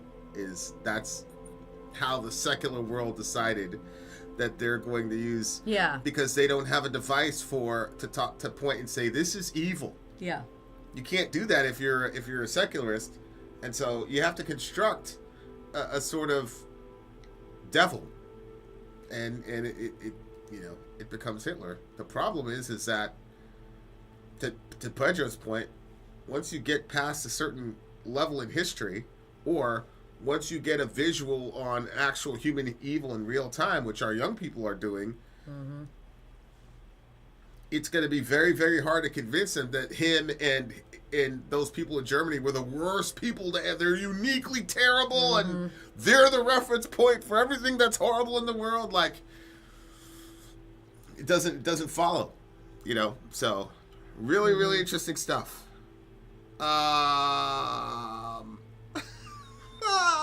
Look at Controller. He's such a fundamentalist. Was that song requested by your oldest son? These people are hilarious. It's actually requested by my youngest. Actually, he's a Christian fascist in humane mentality. Oh, he's talking about the word. He's saying he's a fascist. No, he's talking about Michael Knowles. Yeah. Knowles is not worth the... Yeah. Anybody that disagrees with Control at a fundamental level is not worth listening to. All right, you guys. I think everybody that has genuine influence, especially in America, is absolutely worth listening to. I'm not going to agree with them, but I definitely believe that they should be listened to, because I want to know what's going on in the psychology of my country that these people are popular, regardless of whether or not I agree with them. That's true. Yep. And honestly, I want to know, like, what's the mechanism? Like, how did they get to that point? How did they get to that? What's the logical syllable? What am I missing? I could be missing something. See what I'm saying? That's why it's like, I listen to Christians, like, we don't need to listen to the atheists. It's like, they just hate God because they're pagans. It's like, all right. I don't necessarily have the patience to go around and listening to all the thoughts like Vin does. I do think it's important, though, because of what we believed evolution was, based off of... We had quite a bit of teaching, actually, on evolution, and then it turned out a lot of the stuff was basically Christian brainwashing. I said, what the hell? Where you believe it a certain way, and it's not really that way. Anyway, I'll be getting my Karen haircut soon. Yeah, some of the stuff you're telling is like, no, they don't believe that. they don't believe that either. Huh? I was like, well, then let's talk about the pagans. You're like, they don't believe that either. They don't believe that either. We're talking about Halloween. They don't believe that. Then it's a wonder why I married you, seeing as you told me everything I believed was wrong. Wrong, wrong, wrong, wrong. They just lied to you. I mean, I was like, if the pagans are that bad, why do you have to make shit up to make them look bad? You remember that moment you talked about at the beginning of the stream with that guy when you talked about the homeless shelter, and then all of a sudden he was like, ugh. Yeah. Vin's given me like so many of those moments. He's like, here, oh, you got comfortable on that carpet? Whoop! This goes another one. So much knowledge. All right, dear listener, we are out of here. Much love to all you beautiful people. We have a special release that's going to be released on the main channel tomorrow, I think at 9 p.m. Eastern Standard Time. So check that out. It's going to be new. All right, you guys, have a great night. All right, guys, much love to all you beautiful people. If you want that paper, send me an email because I'm working on it right now. Middle Earth. Right, if you Good job. If you want that as an email, or if you guys want to actually do a stream with it where he like reads it out and then you guys poke holes in it, also let us know about that. But thanks for coming through. I bet you're going to want to be there when the people attack me. Also, if you're a praying person, pray for Sori because she's got surgery this Monday on her tooth, which I've been really just counting down the days anxiety-wise. I freaking hate when people go under, bro. I can't stand it. So, anyway. It's such a ridiculous thing, babe. I've been put under multiple times. I'm fine. Yeah. That's what happens. Yeah. If you haven't, or it's something in your family history, my family history is fine with being put under. We're fine. All right. So anyway, I'll probably go watch you I'll also never verbalize anything that's bothering me. Again. I'll travel out to the waiting room and sit with you while I'm having my surgery.